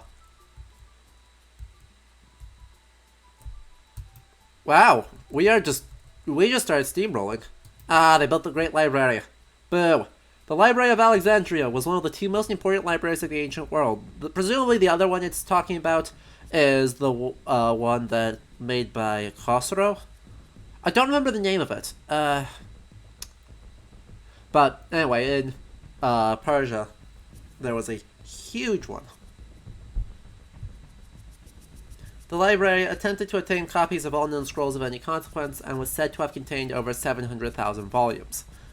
That sounds like a lot, but, the University of Chicago library system holds over 5 million volumes, so just as a hint as to how big the library actually is, the library was ultimately destroyed by religious fanatics in 391 AD. Only part of the catalog survives to tantalize us about the treasures it contained. Of that catalog, over half of it is things we have other copies of.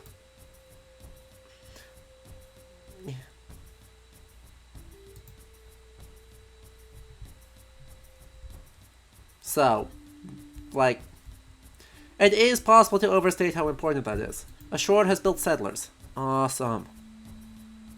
That's a big deal. Sheesh. I guess a granary? I don't know. Road.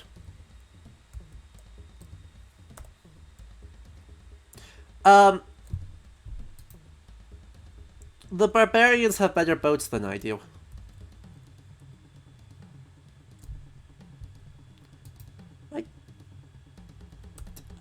What are you working on? Hang on, Thebes, what are you working on? I thought you were working on an aqueduct. That's what I thought. Okay.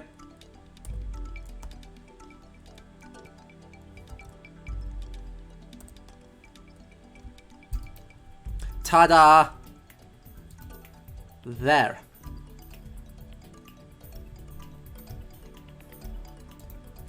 Thebes is so prosperous. Holy moly. Far and away my best city, I think. Nineveh has a market. Awesome. Oh, Colosseum. Happy people.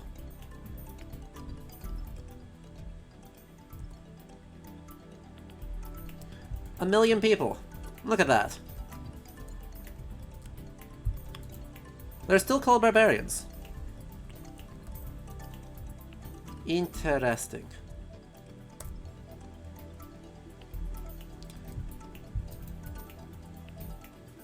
Game?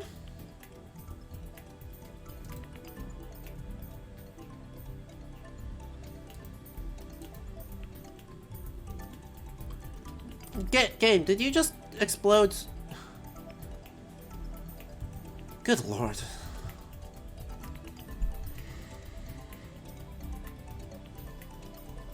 My units are so unbelievably bad. The sailors of antiquity studied the night sky, reading the sky map that could sail away from sight of the shore, knowing that steering by certain reliable stars would bring them home. This crude, not crude at all, are you kidding me? Practical application of astronomy allowed the adventurers to sail into the unknown with a reasonable chance of finding their way.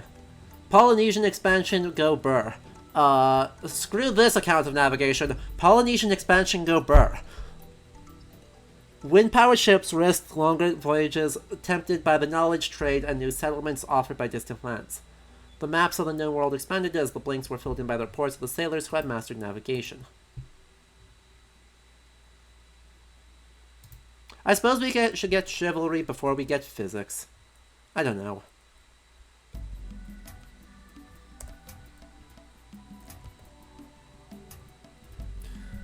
You still don't... Uruk. Uruk, you're bad. Also, Thebes has built its marketplace. Awesome.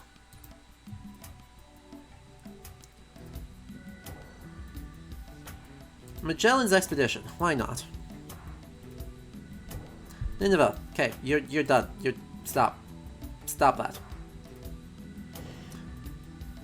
Sail. Okay, we're gonna try and load that guy up in... Babylon has built the observatory. Thank God. That took so freaking long.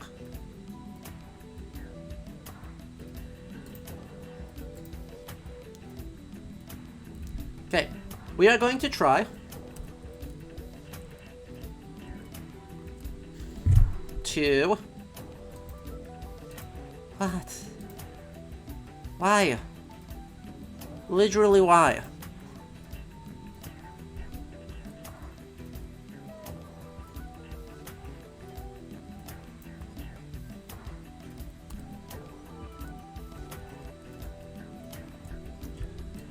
I hear you.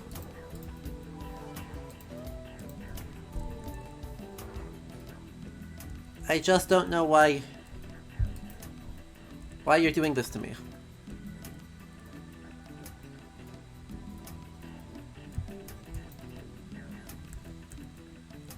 Fortify. Send in the army. That should probably be enough. I just need to do more things to make you... Travelers report native unrest near Ashur. Oh good, it has updated. We have updated from the rampaging barbarian hordes to native unrest. Oh, fuck. Ugh, the settler's dead. The settler's super dead.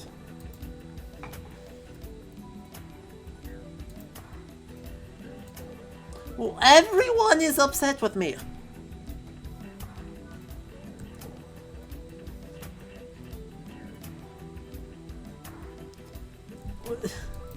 Why? Fine. Nineveh, you've got like people right now. Hi, yes? No? Anything? I don't have spare people.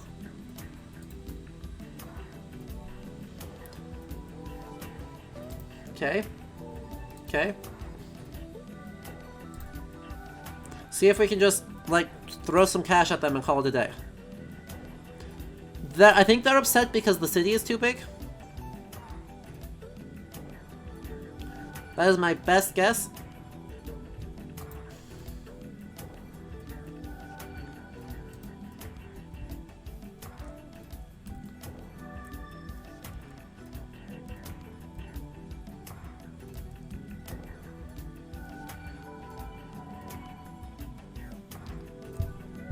I hear you. Order restored in Uruk.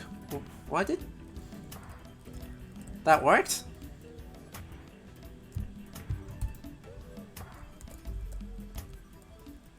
Okay.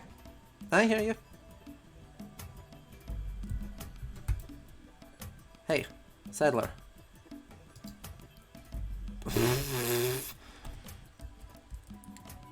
Rip.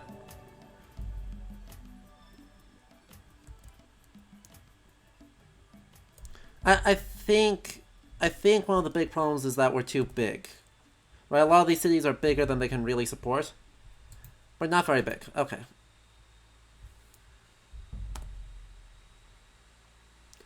And we got chivalry. System of ethical ideals that grew out of feudalism. Established a code of behavior from the landed class of mounted warriors known as knights. No. The chief chivalric virtues were piety, honor, valor, courtesy, chastity, and loyalty. Also known as the Christian virtues, but these represent a fusion of Christian and okay. It became a basis for gentlemanly conduct. No.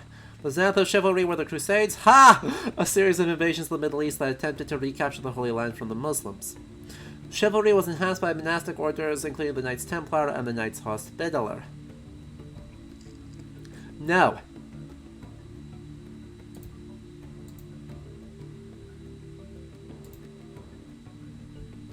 Good, you have a boat now.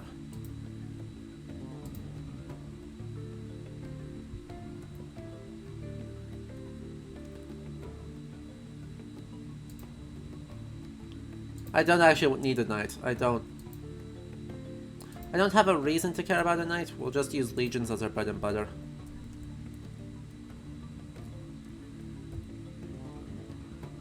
Yep, the totally chivalrous fine.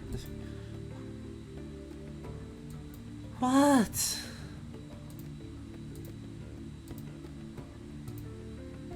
I have a limited number of...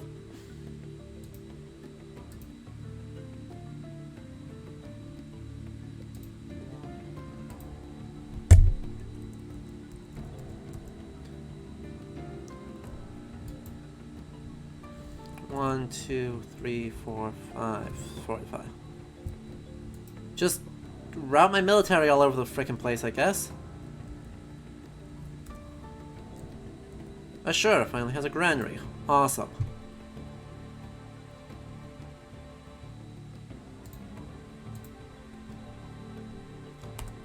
Bread and circuses or something?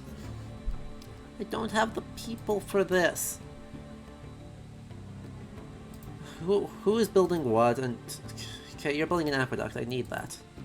You're also building an aqueduct. You should finish next turn. I kind of need that. I just have to eat. Gabe? Okay, game struggled. Game is struggling. Big memory leak time. Did you finish the aqueduct? Not yet. We just have to eat this civil disorder. God, I don't have the people to do otherwise.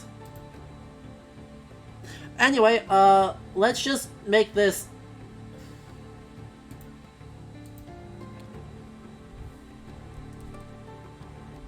Okay, you built one of these. Fine. Fine. Barak has built an aqueduct. That's cool. Just put knights everywhere, I guess. I don't know.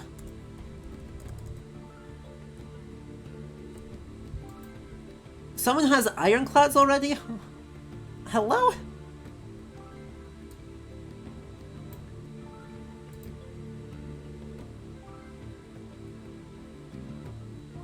Well, they fucked up, so who cares? Who cares?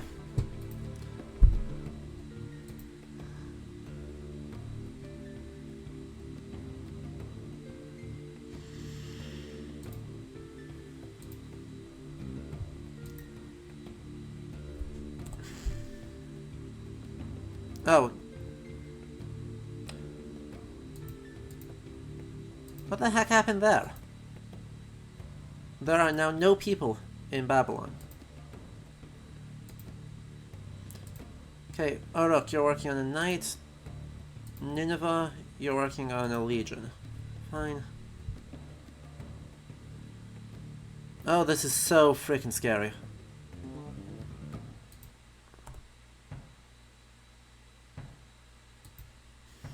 Just when I thought things could get worse.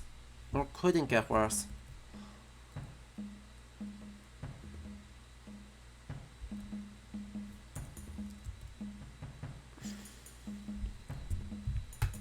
There are no people in Babylon.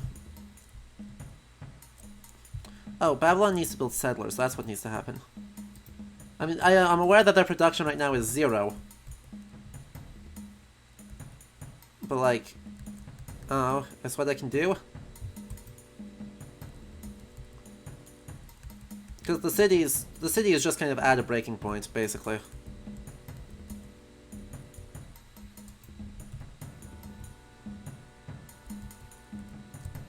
Still disorder. And now Nineveh's in disorder. You have got to be kidding me. What can I do more? Fine. No scientific progress for a hot second. Okay?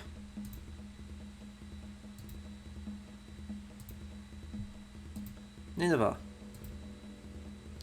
Settlers. Babylon.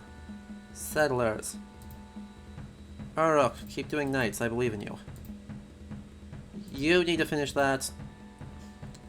You're working on the Colosseum, you need to finish that. They're just like, this town is too big. Hysterical. I am trying to fix your guys' problems.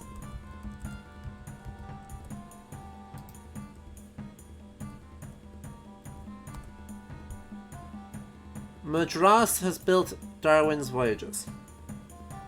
This is a lot. This is a lot. Charles Darwin, the main proponent of the theory of organic evolution, built up much of his evidence for his natural selection while aboard the HMS Beagle on his 5-year cruise around the world. Darwin's voyage was instrumental not only in the establishment of the theory, but also in the rigorous application of the scientific method to nature. Darwin published the theory and evidence for it in his major work, The Origin of Species. He was so complete and persuasive that he was criticized only on philosophical grounds, not scientific ones. His work opened many new lines of inquiry and triggered a wave of new biological research. I don't have railroads yet, because I am making no scientific progress, because I need to fucking... Because everyone is trying to inflict, like, murder death. Oh, nice. You're actually gonna wait? Because I'm just gonna load people onto boats. Ah, they got the Colossus before I did. Boo! Uh-huh.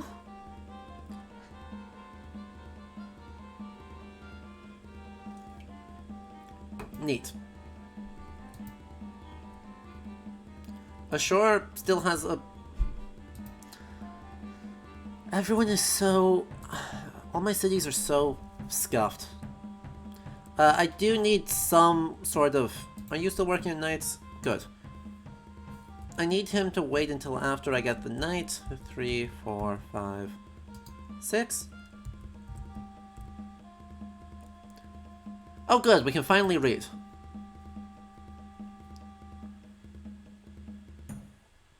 We can finally read. That's one of the things I think put us so far behind. Is we really... how do I unload? Orders.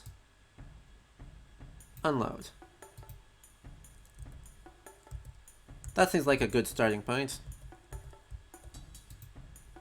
Babylon has built more settlers.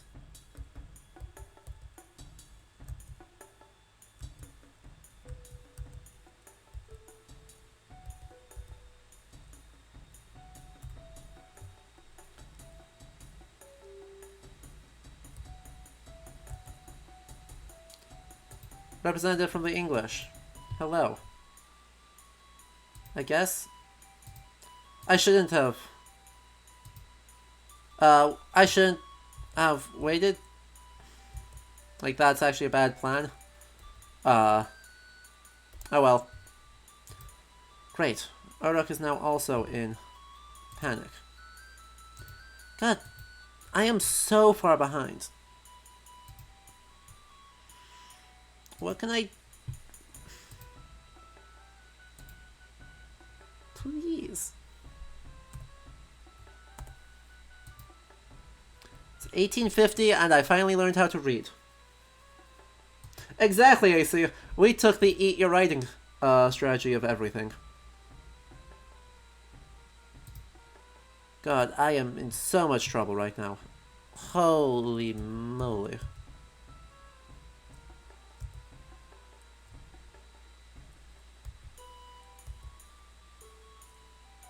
Thieves built Magellan's expedition. Nice. I don't know what that does, but nice. Settlers, let's go. Mine.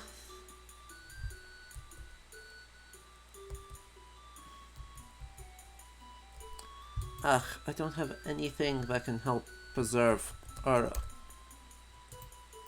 I don't have any resources I can give to Uruk right now.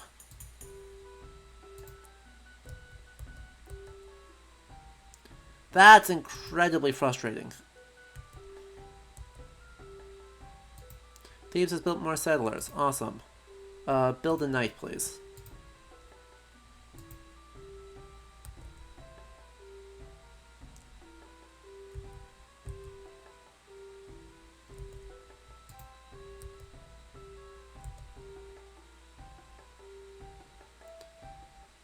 Babylon has built more settlers. Okay, that should get the population down far enough to be okay.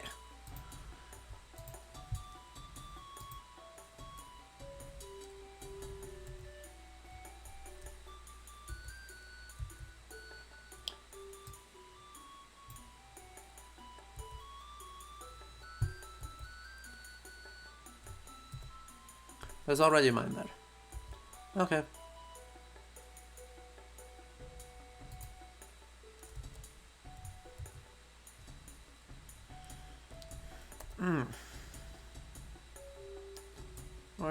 orders. Go to here. Here the gate. What is...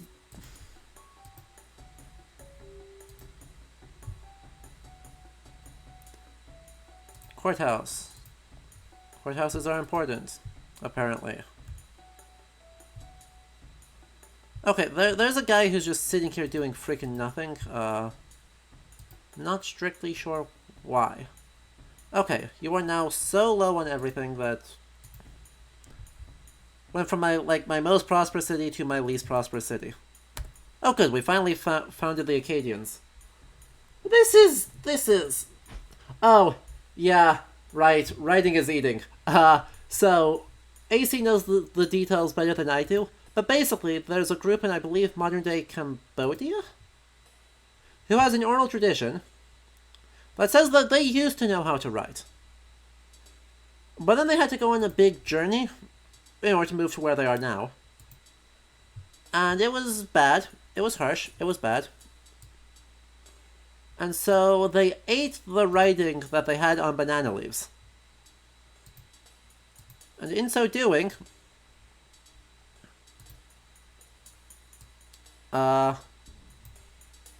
forgot how to write.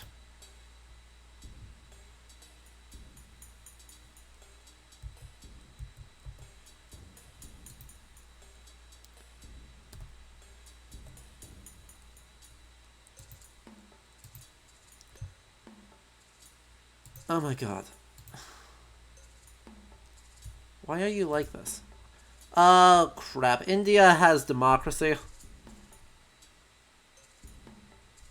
After many years of struggle, women in the United States won the right to vote in 1920 with the passage of the 19th Amendment. The achievement of women's suffrage was accelerated by the excellent record of women in traditional male jobs during World War I.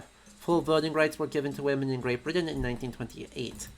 Since then, they have gained this right in most of the world, not just the developed world.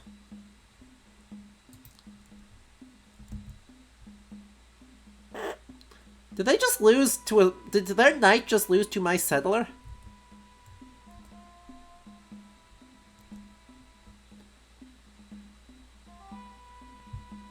Okay.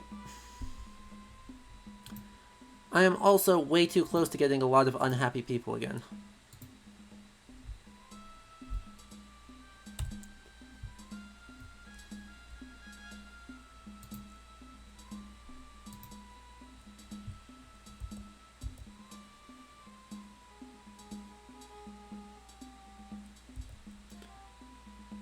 They are also so very bad. I see that we have traded from,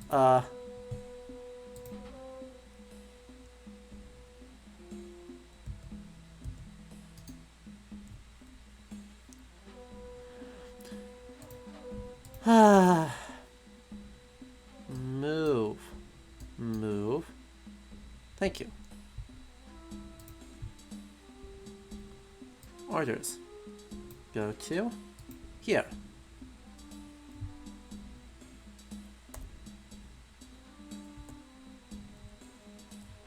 Road. Wait.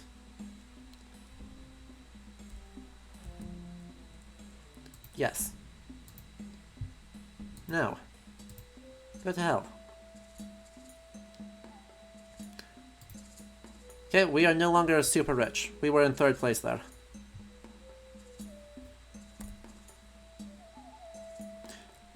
Their knights are even worse than my knights. Look at them go!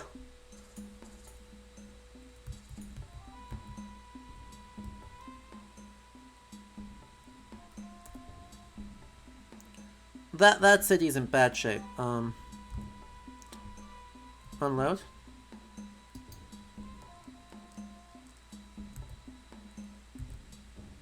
There we go. Yeah, Akkad had no people in it. No! A city I don't care about? Why would I...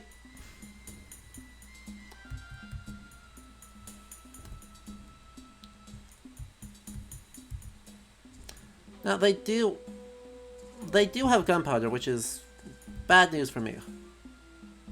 Do be clear. Okay,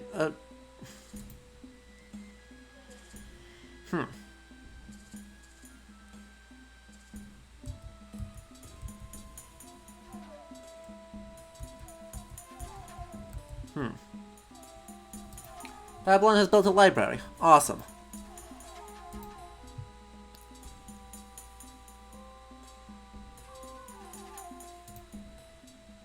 We'll see if our knights are better than their knights. Ugh. Uruk is in panic again.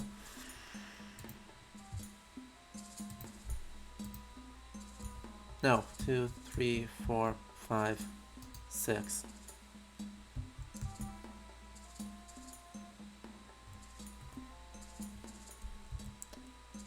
Okay, yeah, our knights are bad.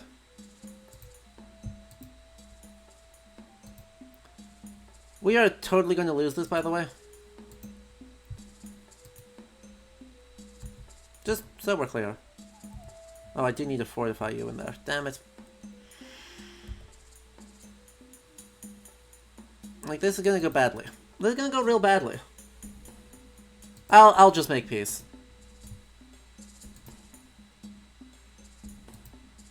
What? I clicked the accept button!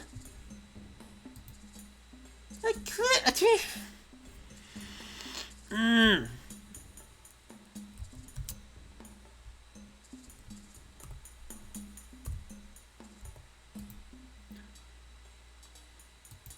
So there went 150 gold for literally no reason.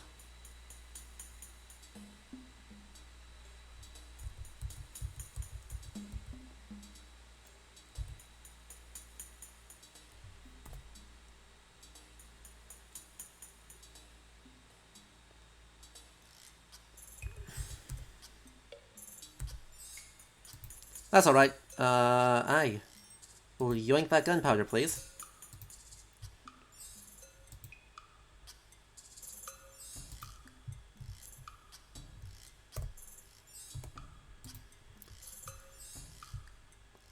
Aw, look at that cute little town.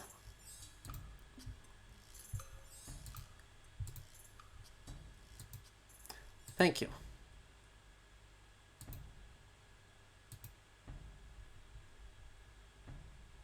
That buys us some time. It effectively just buys us time, right? That's all it does. But everyone now should be producing muskets. Because they're better. That would turn out well for us.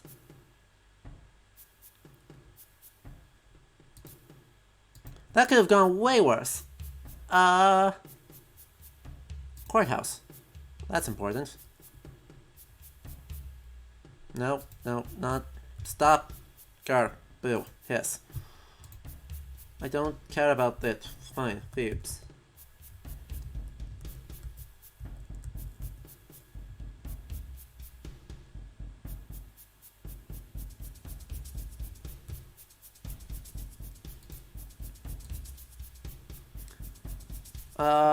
You don't have a Colosseum, that'll help happiness, so...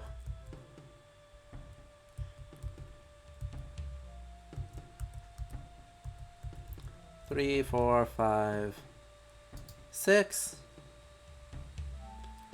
Okay, anyway, we are starting to, I think, get a pretty good sense of what the game thinks is going on. I don't know it's a good sense of what is actually going on, but it's what the game... It's what the game thinks is going on.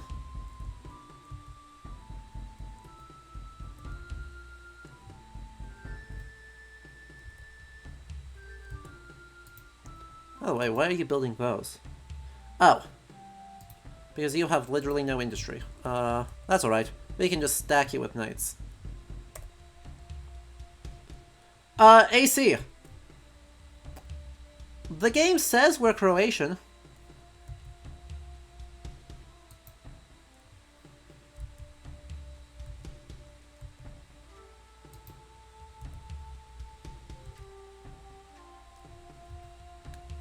We are Hammurabi, so clearly that's a lie. But, you know, the game claims.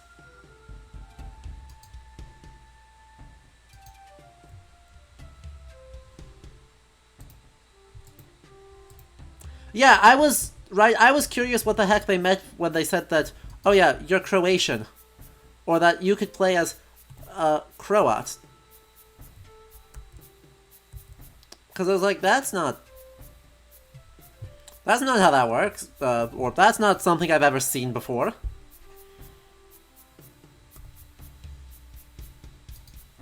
And then lo and behold, there was a reason for that.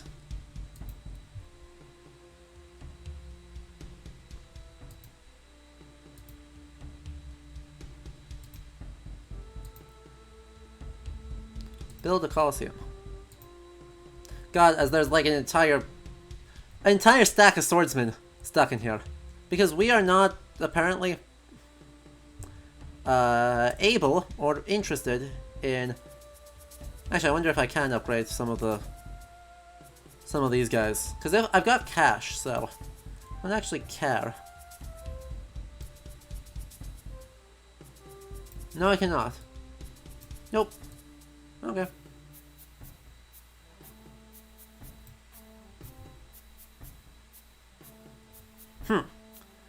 India has battleships. Everyone panic.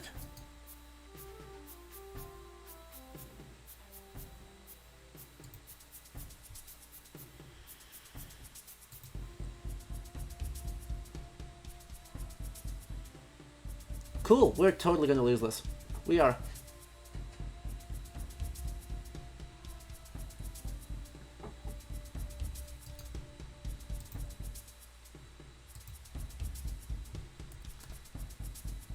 Because we're gonna lose this, I'm just gonna, like...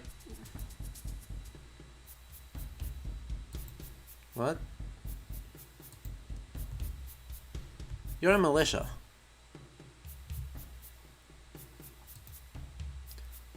Orders...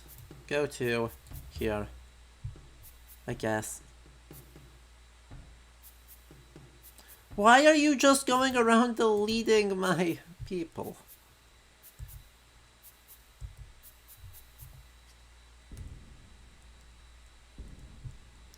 They are just going around deleting all of my people.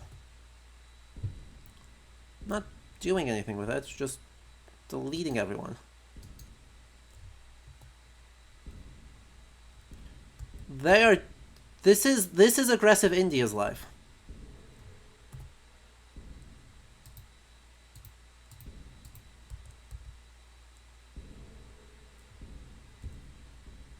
By the way, I'm about to lose the city, because... that. No, are you kidding me? I can't afford that.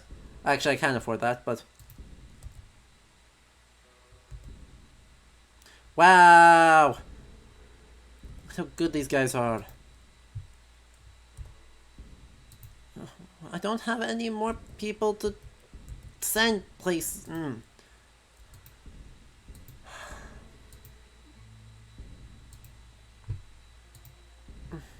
I don't have anyone else I can send around to do things. 1, 2, 3. This is aggressive India at work. It is. They're just going around trolling the hell out of us.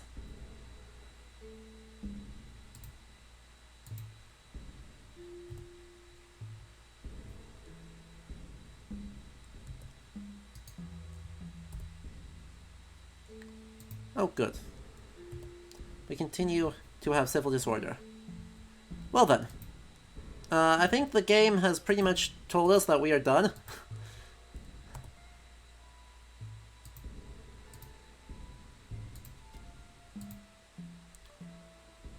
I only need to take one city, right? If I can take one city, I'll be pretty happy. 'Cause, yeah.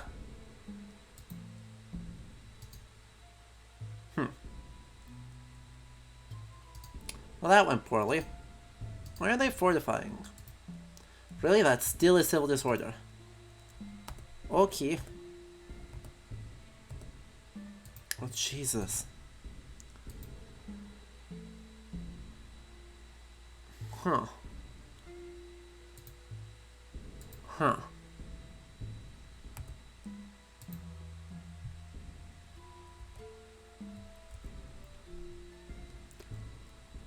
Yeah, look at them go. They're just gonna troll us.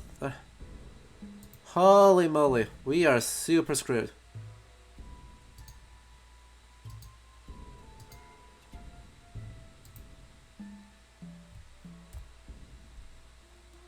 Like, super screwed.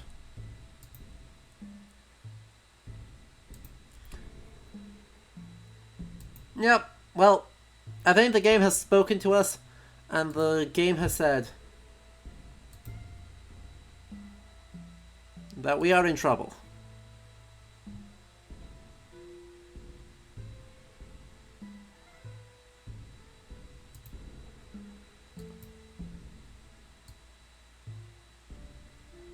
I wonder if it actually shows us what the tech tree is, literally anywhere. Science advisor. Yeah, we are making no progress on these.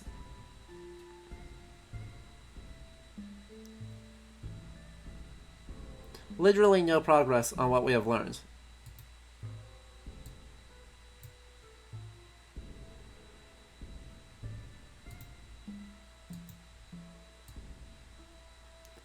India! I'm telling you. Aggressive India. Absolutely tragic. They're just gonna overrun me. Mahatma Gandhi. By the way, there's Shakespeare and presumably Da Vinci and... I think you're right. This is either Drake or Raleigh. I'm not sure which one. Okay. Just leave us alone. Just please don't murder us.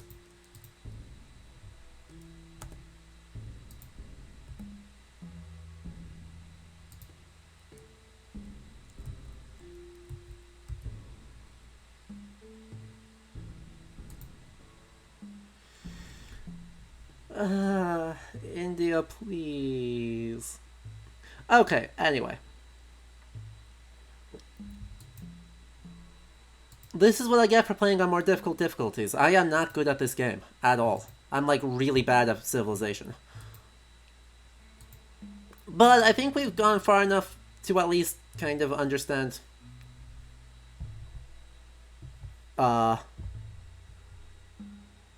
And, you know, having access to actually see the tech tree would be helpful, right? But I think we have enough now to already understand more or less what Civilization is trying to do. Right? Because the tech tree obviously lets you do some really funky stuff.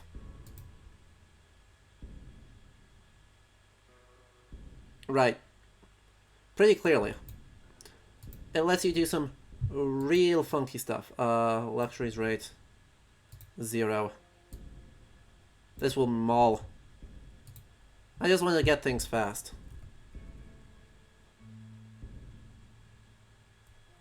Yep, everyone's in civil disorder. Everyone's in civil disorder.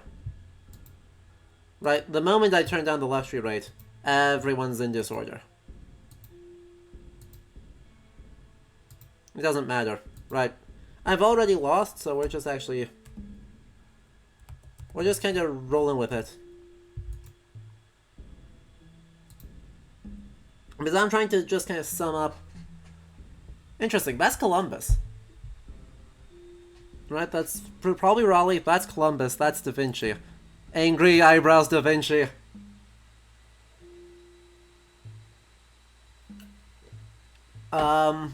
But anyway, right. Obviously some incredibly funky stuff can happen with the tech tree. But it is very much periodized. And periodized in a not great way. Right? Where our ancient, uncivilized time were First Nations and Central Asian. So, right, the big problem and the thing that it has rightly and throughout the entire history of the franchise, we'll see if it works on this at all. Right, it takes a very, very, very, very, very Eurocentric approach to what counts as valid approaches to the development of a civilization.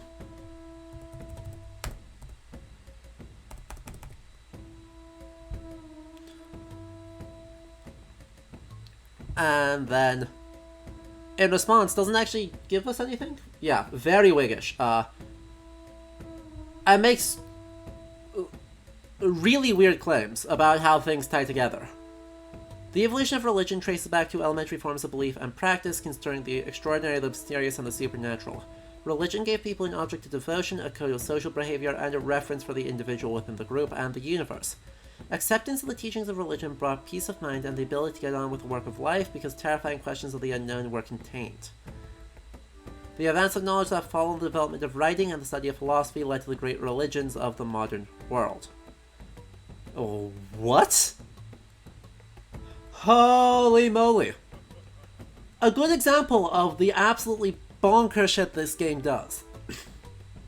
Right, religion is not framed as a matter of personal belief and understanding. Religion is framed as anti-inquiry. And religion is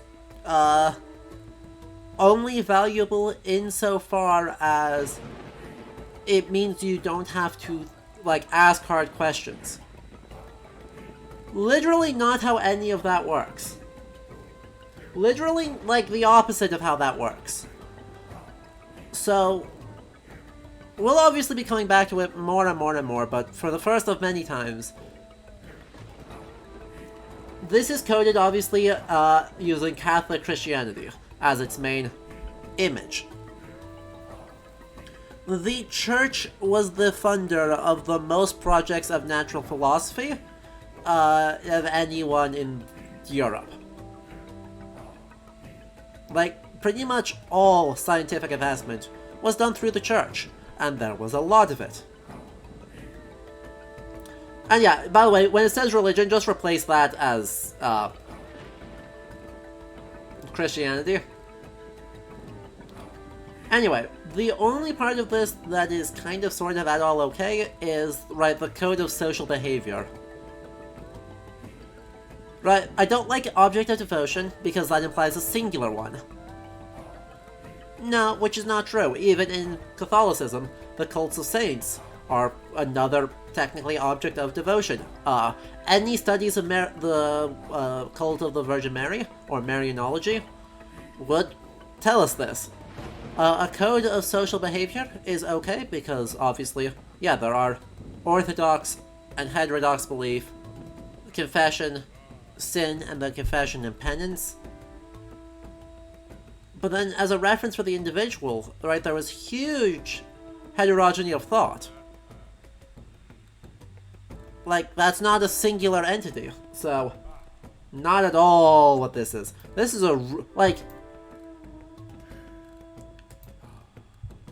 this is a bad one even in the level of bad ones. Cool. We're just gonna let them steamroll us.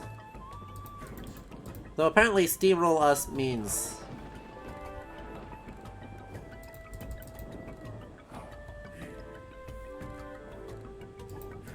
means that everyone's just not gonna do stuff while we bulldoze a bunch of technology.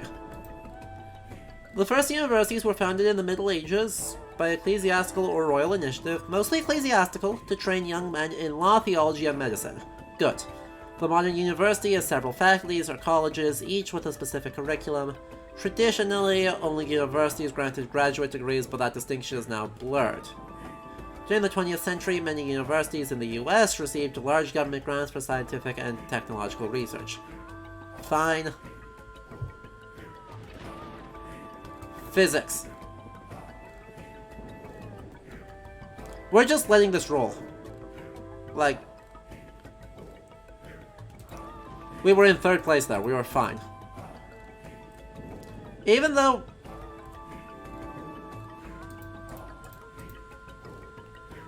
fine, just century there so I don't have to think.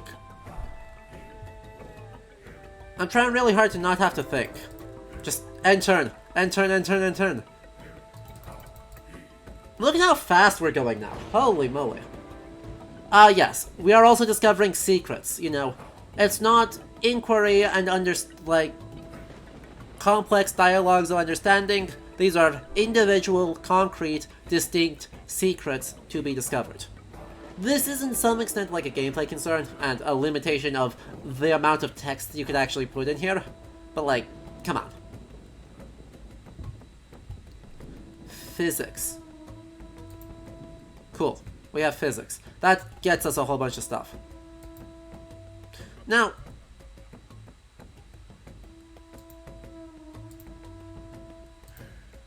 thank you. Thank you, India, for letting us know that you were still at peace with us.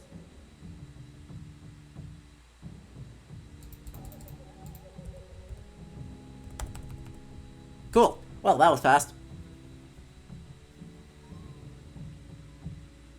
No, Riley, how does it feel to have discovered student debt? I hate it. The science of metallurgy became especially important after the development of gunpowder, as opposed to all the rest of the time? As the European powers vied with one another. For the latest technological advance in weapons, research in metallurgy was conducted by the private smelters and universities. The result was artillery and naval guns superior to any in the world. This development was an important factor in the rise of European states as world powers. Metallurgy later led to the discovery of steel.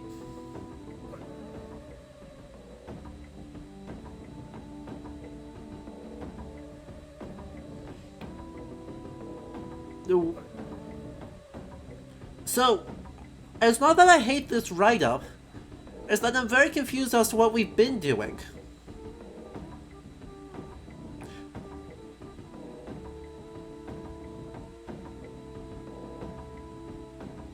Like, steel has been around since pre-Roman antiquity. Various carbon grades of steel have been really important and manipulated for various purposes for a long time. A long time. And like, this is what they're showing here is crucible smelting, which was done in no later than the 6th century in India and the 7th century in Damascus.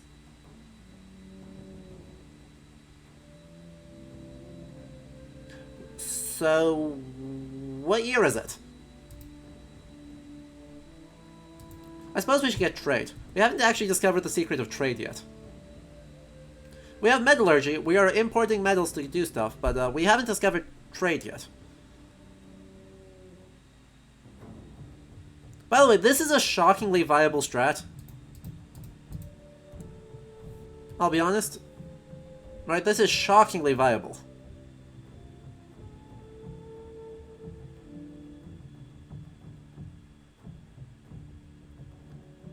Just early on, just eat a bunch of, like, city sadness.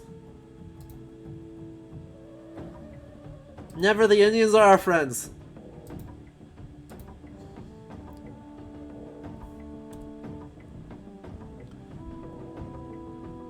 More importantly, the Indians are gonna murder us if we, like, stop. So...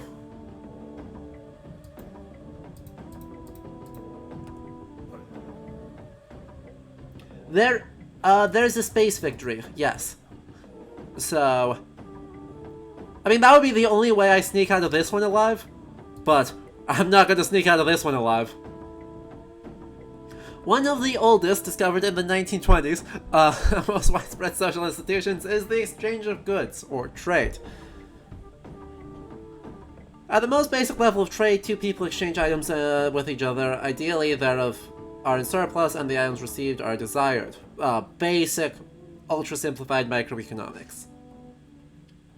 Huzzah. Caravan unit. Oh, we need to develop medicine. We haven't done that yet. None of our people can flee. Oh, Rome's destroyed. Raptoris, don't ask. The tech tree is a hot mess in this game.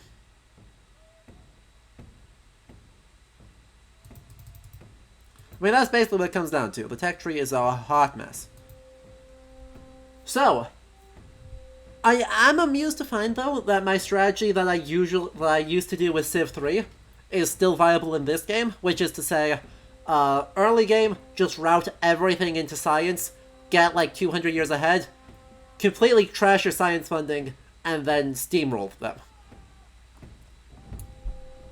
Oh, good. Hippocrates is considered the father of medicine, and then this lets us... Wait, medicine lets us get...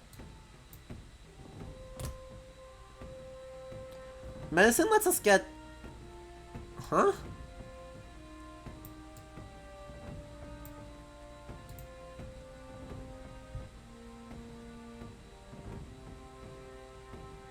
Medicine lets us get Shakespeare's Globe.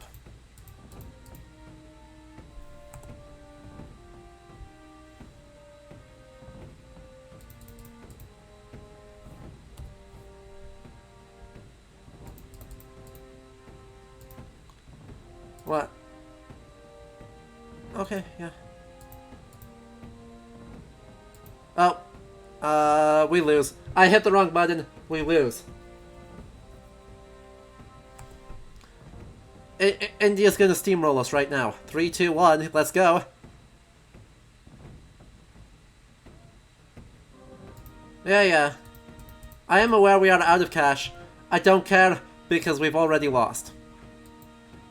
Germany has been destroyed by India.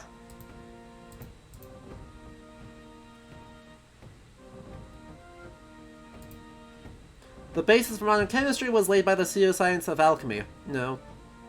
Which attempted to turn base metals into gold and silver, no, just gold, through the agency of an elixir or a philosopher's stone. Alchemy periodically surfaced and degenerated until the real... Wow!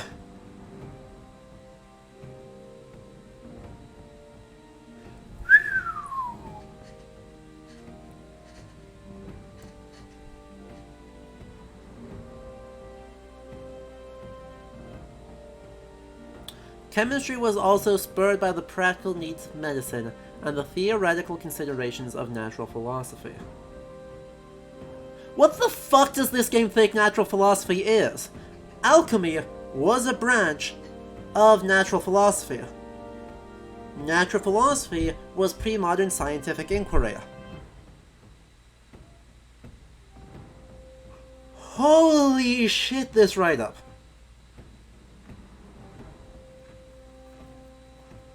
Also, the idea that alchemy is only interested in creating gold is nonsense. That was one of the main goals, but it was hardly the only one. And, study of the natural world, the understanding why certain medicines worked was a big deal. The discovery of new compounds was a big deal. Really good distillations, calcinations, lots of the foundations for early laboratory work is alchemy.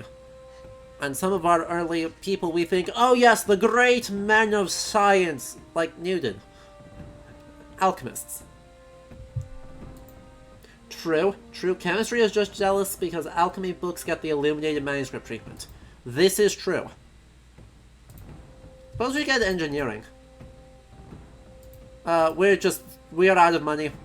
We're gonna die real quick. India's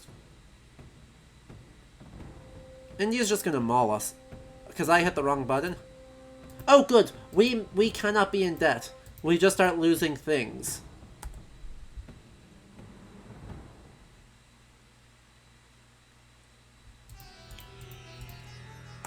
As we slowly hemorrhage money as they keep losing? How have we not lost any cities yet?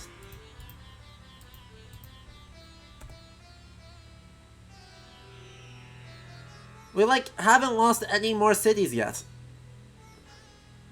My knight is destroying battleships.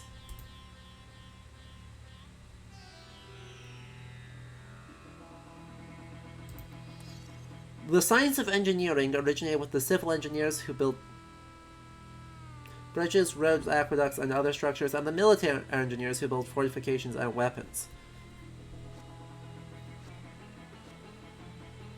Right. No, Sam, they have not They have gone hyper aggro, but they do not have access to nukes yet. I think. Over time, engineering came to mean the design, construction, and operation of structures and machines of industry, warfare, and day-to-day life. Engineers were the people who put the new advantage of knowledge to practical use. They were people not only good with their hands, but also with their heads. The engineering problem solver was the most likely to discover a new invention and lead to the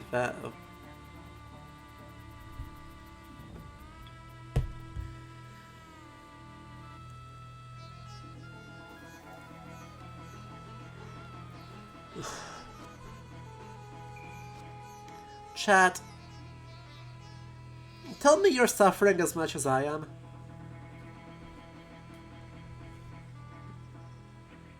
Please.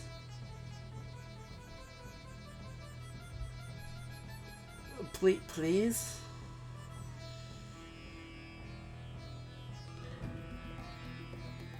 Thank you, Riley. Thank you for confirming me. I would...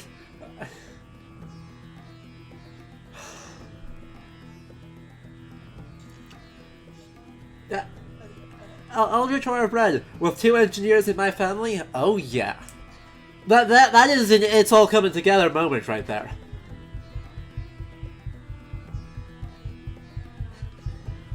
Right, clearly just stack the engineers, and then you're gonna become as gods. Just... big pain. Big fucking pain. There are approximately 1,000 ways that this is wrong. However, the thing I am most upset by is the idea that there is an auteur, an individual engineer who will discover an invention and grace the world with it. That's not how inquiry works. That's never how it's worked. There is debate and argument and replication and innovation and iteration in teeny tiny increments. And discourse. This game, on a macro level, right, pretends to really care about your social links, you know, building roads connects your things together better.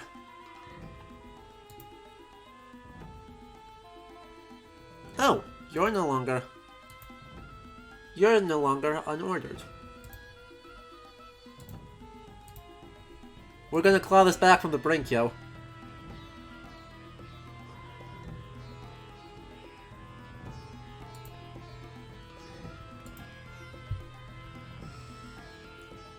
We're totally gonna lose, but we're gonna claw this back from the brink. At least India seems remarkably uninterested in actually stomping us.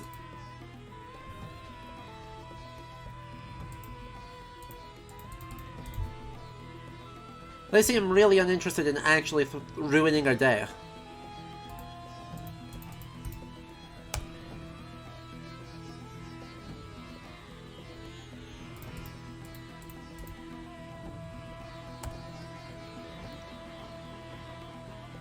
Flood strike can't... God damn it. Okay, we finally got the Republic. Res Publica. The concept of the Republic first appeared in ancient Rome, where the local provinces sent representatives to the Senate to govern the nation. The head of state is a republic was an elected representative, not a monarch. Holy Roman Empire molding. No. The Holy Roman Empire is an elective monarchy, not a republic. So, meh. Dithmarschen molding.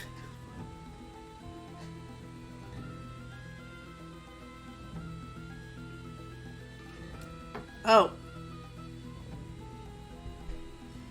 The concept was revived in the Constitution of the US. Dithmarschen really molding. And many nations of significant size and diverse makeups have adopted something similar. The Republic allowed unprecedented freedom, and at least to a significant portion of the citizens, Right.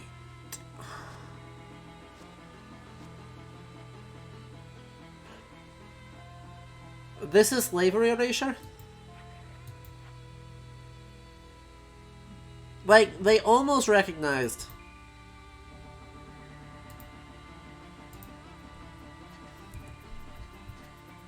They almost recognized and acknowledged slavery. The history in this is real bad. Like, not gonna lie. By the way, I'm proud of this one guy.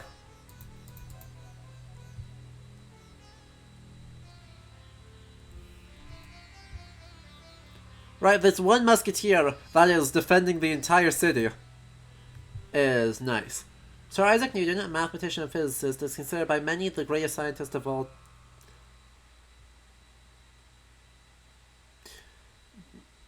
Okay, he is credited for many important discoveries, including the laws of gravity, color spectrum of light, calculus, fluid dynamics, and an understanding of ocean tides. He also built the first reflecting telescope. For 32 years, he held an important teaching post on the faculty of Cambridge University, continuing his own researches and instructing a generation of students. Leibniz erasure.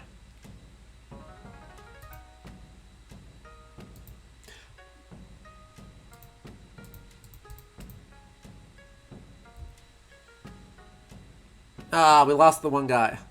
Boo. Okay, there we go. They're steamrolling us now. It's time. I believe. They have tanks.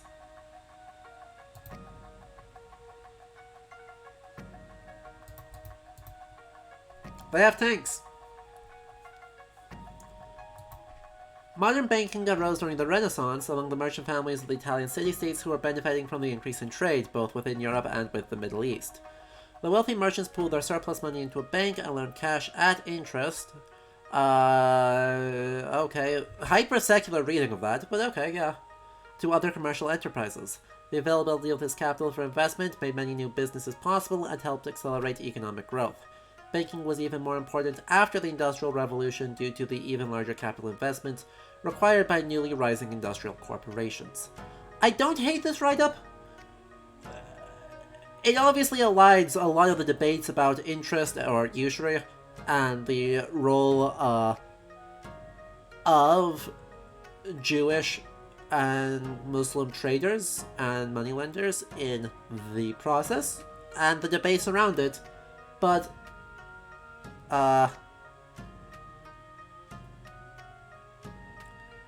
it also, it does understate just how far away the trading went to, but, you know, I don't hate the write-up.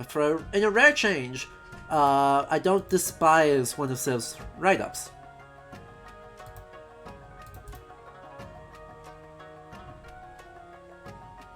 Yeah, fractional reserve banking is an important development in the history of it, but yeah. I think we're about to lose, chat. I think the tanks are going. My musketeer destroyed the tank.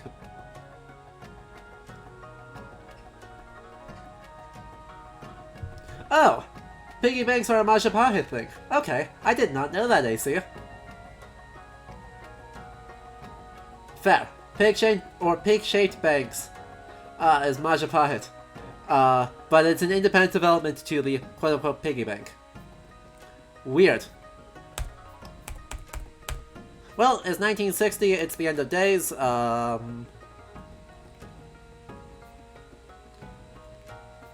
Well, Sam, obviously every country has a completely independent progression of civilization. Obviously. And never shall they meet. Why didn't you just destroy the city? My rampaging mob in Babylon just destroyed another battleship. I'm so proud of them. Ah. Kish got.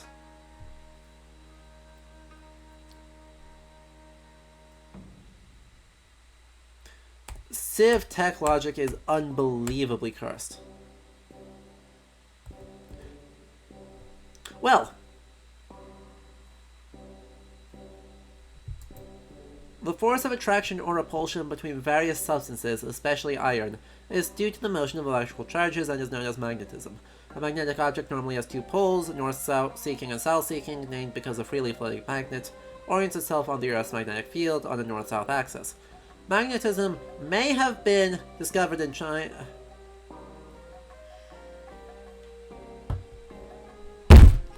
God damn it! Magnetism may have been discovered in China, but its important application in the mariner's compass occurred in 12th century Europe. Later work with magnetism was important in the discovery of physics and electricity.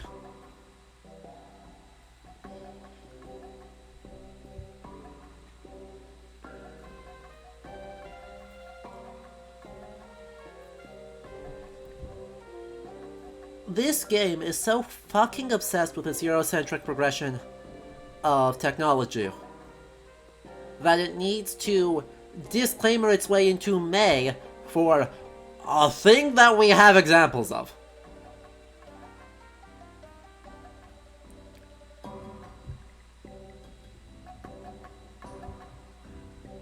Like, you need to see a Eurocentric Whiggish history, right? That sentence is literally a perfect example. Says, oh yeah, this is, not a thing that progressed along trade routes through the Islamic world, through China, and was well known in many cultures. And goes, no. The only important main application occurred in 12th century Europe for compasses.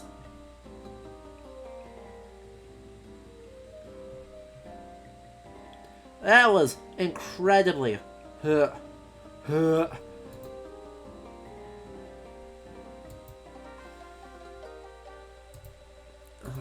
explosives. Just like, let's blow up this game, call it a day. Yeah, I know I have no cash. Something else is going to collapse, and then we get some more cash, because, by the way, things collapsing gives us money.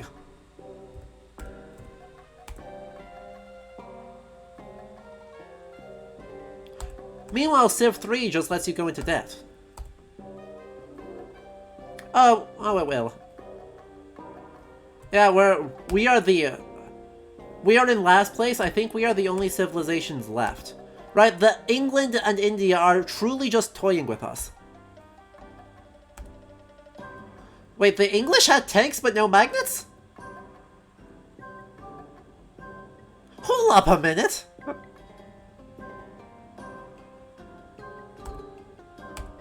Tanks, but no magnets.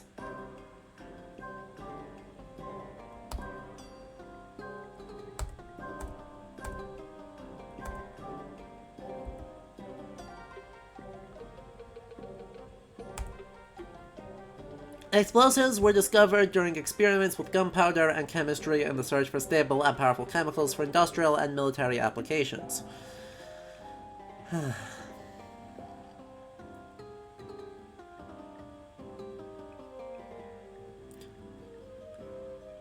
What do you think gunpowder is? An explosive is a chemical that undergoes a rapid combustion and produces much heat and gas. The heat causes the gas to rapidly expand, thereby exerting the pressure of an explosion. Some explosives are mixtures of combustibles that are ignited, others contain unstable molecules that can undergo an explosive decomposition called a detonation. The former type is used as propellants for bullets and fireworks, while the latter is used in warheads and rock blasting. So yeah, presumably this is referring to Alfred Nobel's invention of dynamite. Albert? One of those two. I don't know. That's like modern history. That's just journalism. It doesn't count. Anyway, Mr. Nobel is presumably referring to dynamite, right? Which is the latter type of... that actually detonates. Hey, I had it right the first time. Thank you, Riley.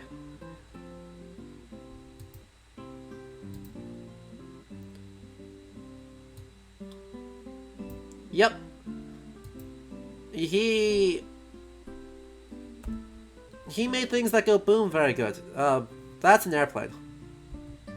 Alright, our Musketeer that was taking on battleships lost to a bomber.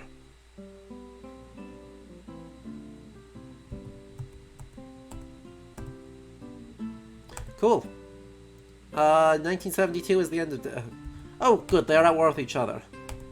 Yep, we are out of food, everyone's dying. Everyone is dying. Yeah! That Musketeer's a god!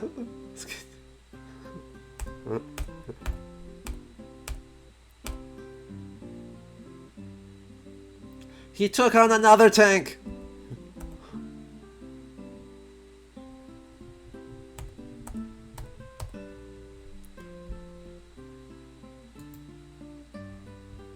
This Musketeer is a hero and a legend. He took on the bomber!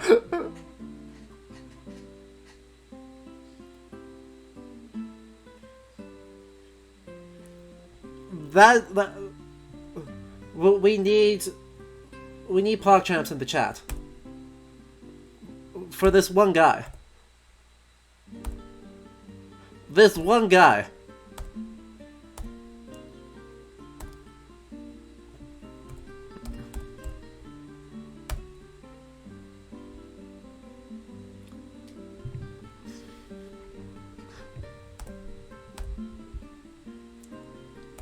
Absolute hero. The phenomenon of electricity has been witnessed by humans since the dawn of time in the form of lightning, static electricity, and magnetism. But only in the last 200 years has the energy of charged particles been harnessed. Electrical current is a flow of electrons from an electromotive force. That's just science. This is just... Fine. That wasn't even a history entry. That was just science. And by the way, Sam, this is Civ 3's music. This is Civ 3's music. Civ 1 has horrifying bleep bloops that make my ears bleed.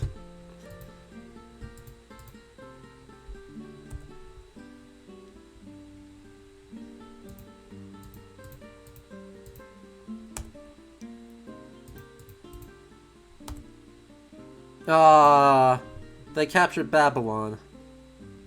Sad.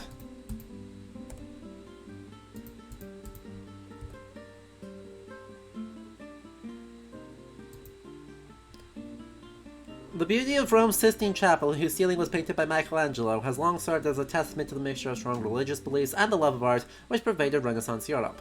Okay. The artist devoted 4 years to the work, which depicts important scenes from Genesis and other books of the Bible. Few visitors to Michelangelo's chapel failed to be moved by the artist's dedication to his subject, or his feeling for the nature of human struggle, suffering, and spiritual triumph. That's a take.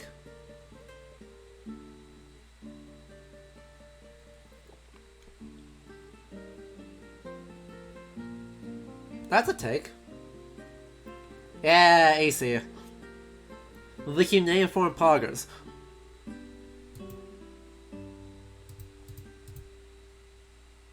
Yeah? You have tanks without electricity.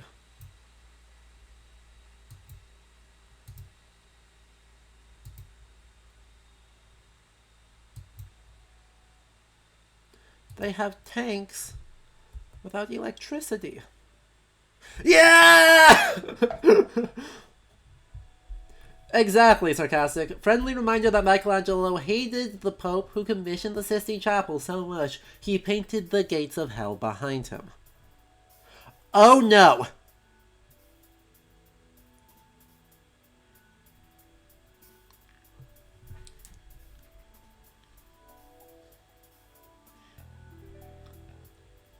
Pope Julius was a horrible person, but like... The atomic bomb derived its power from the sudden release of nuclear energy following the splitting of heavy atomic nuclei. The Manhattan Project, an intensive and costly research effort, developed the first atomic bombs during World War II. For a brief period, the United States held a monopoly on these weapons. However, by 1949, the Soviet Union had also developed them, at least partially thanks to espionage that obtained much of the Manhattan Project research. The nuclear standoff that resulted seems to have been largely responsible for the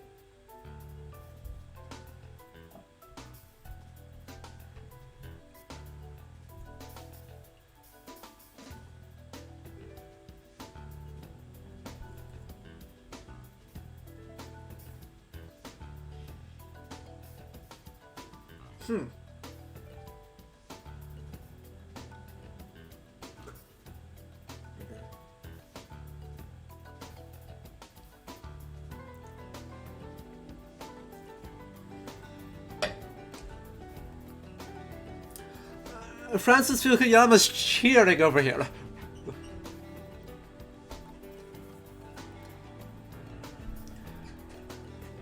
Fukuyama fucking loves this game, apparently. Cause, oh boy, this is some end of history bullshit. But, apparently, you know, Korea, Vietnam... Oh, you know what? It's the lack of wars in Europe, except, you know, the collapse of Yugoslavia...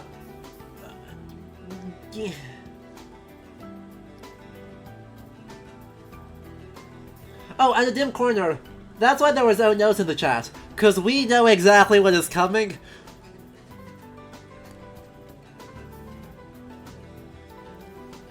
And our poor Musketeer, who has taken on 3 tanks and 2 bombers, and 1, is about to get wiped off the fucking map.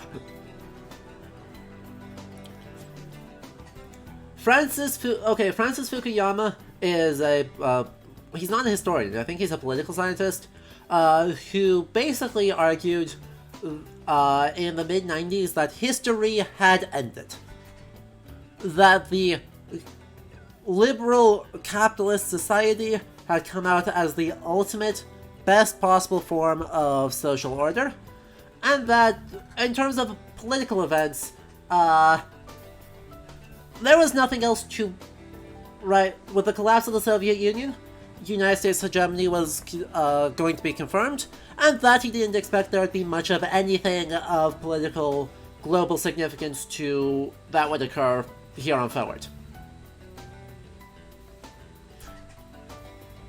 One, US-centric as fuck, because he said that during the Serbo-Croatian Wars. He said that literally while there was ongoing ethnic cleansing in Eastern Europe.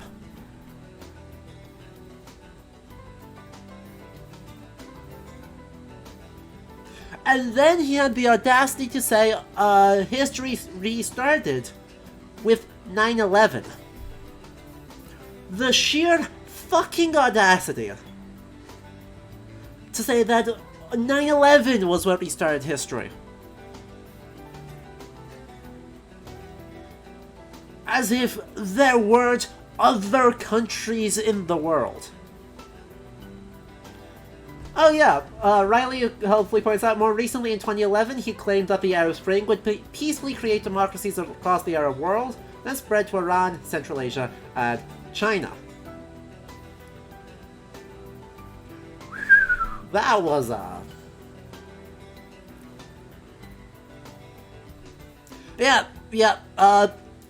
pro tip. If a non-historian tries to do history, they're wrong. If a historian tries to do history, they're probably still wrong, but they're wrong in different ways.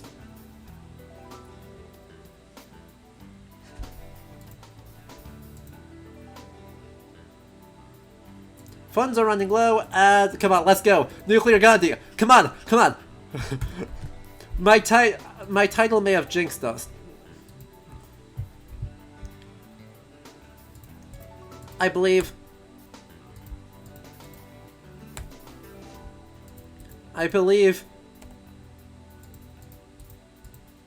Come on. Oh good, someone built Shakespeare's Theatre. Most of the plays of William Shakespeare were first performed at London's Globe during the 1600s. Shakespeare Sr. offered the people a diversion from their own troubles, filling them instead with the tragedies and comedies and triumphs acted out on stage. Similar theatres such as the Comédie Française in Paris and La Scala, the famed opera house of Milan, fulfilled similar roles by offering entertainment to the citizens of their cities. Huh. What'd it take? Elizabethan London had an incredibly vibrant theatre scene that was both popular and elite. The Globe was not even the most popular theatre until the King James I started frequenting it specifically. But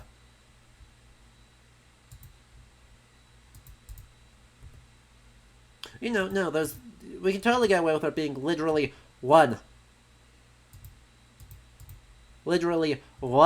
singular. Hey! 3 for 3 against the Bombers, let's go! Established following the Holocaust of World War II, the United Nations... Why is that not capitalized?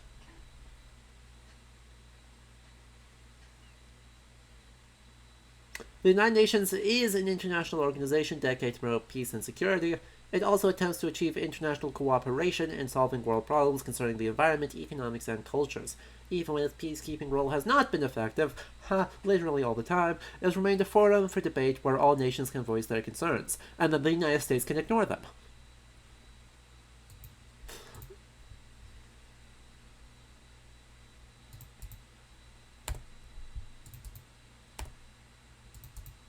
Oh, by the way, history has slowed down, as we are now going 1 year per turn.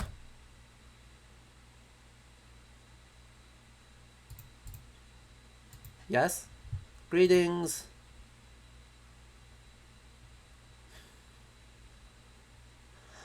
Fine. Oh, come on. Blues, it's just, you know it's true.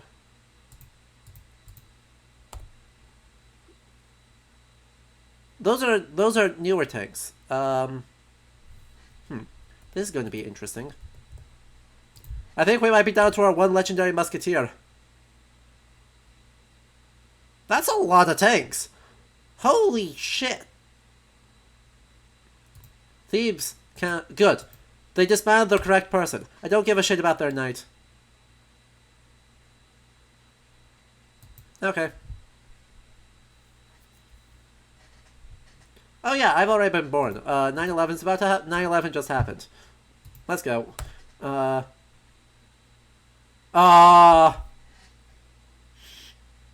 F's in the chat.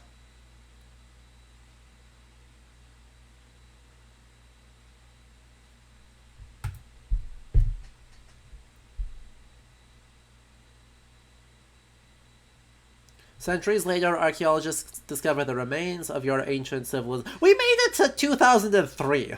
Evidence of thriving towns. Chivalry, roads. How the fuck are you getting archaeological evidence of chivalry? Amaze the startled scientists. Finally, they come upon a stone tablet, which contains but one mysterious phrase. Hammurabi will return.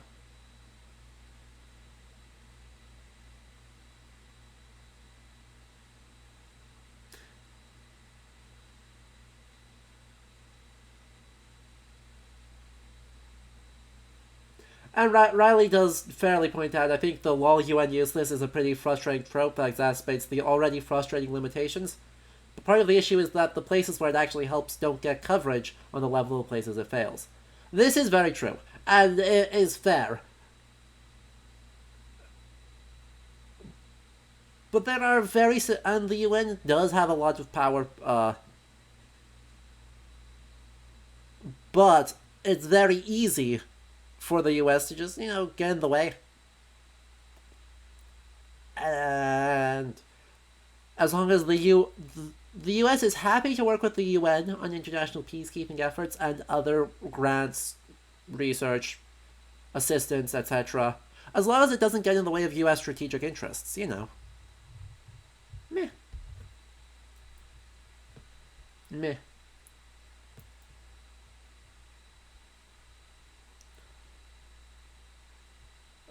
Well, that was Civ 1.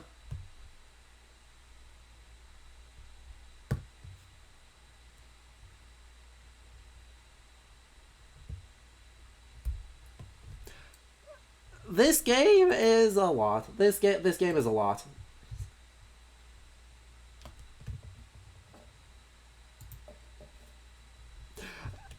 The thing I'm surprised by, right? We're gonna skip ahead probably a bunch of years. I mean, we might do colonization. Colonization is even more because it's actually set instead of a grand view of history. It takes a very limited approach to the Spanish conquest of the New World. Yay. But Gandhi did kill us, but Gandhi did not kill us with nukes. So we take that. We take those.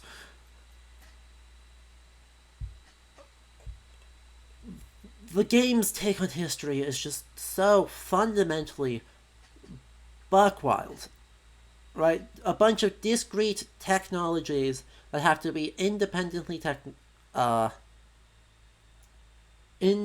discovered and can only be shared through state level action that is always self-interested, with you trying to screw over your neighbors to eventually destroy them.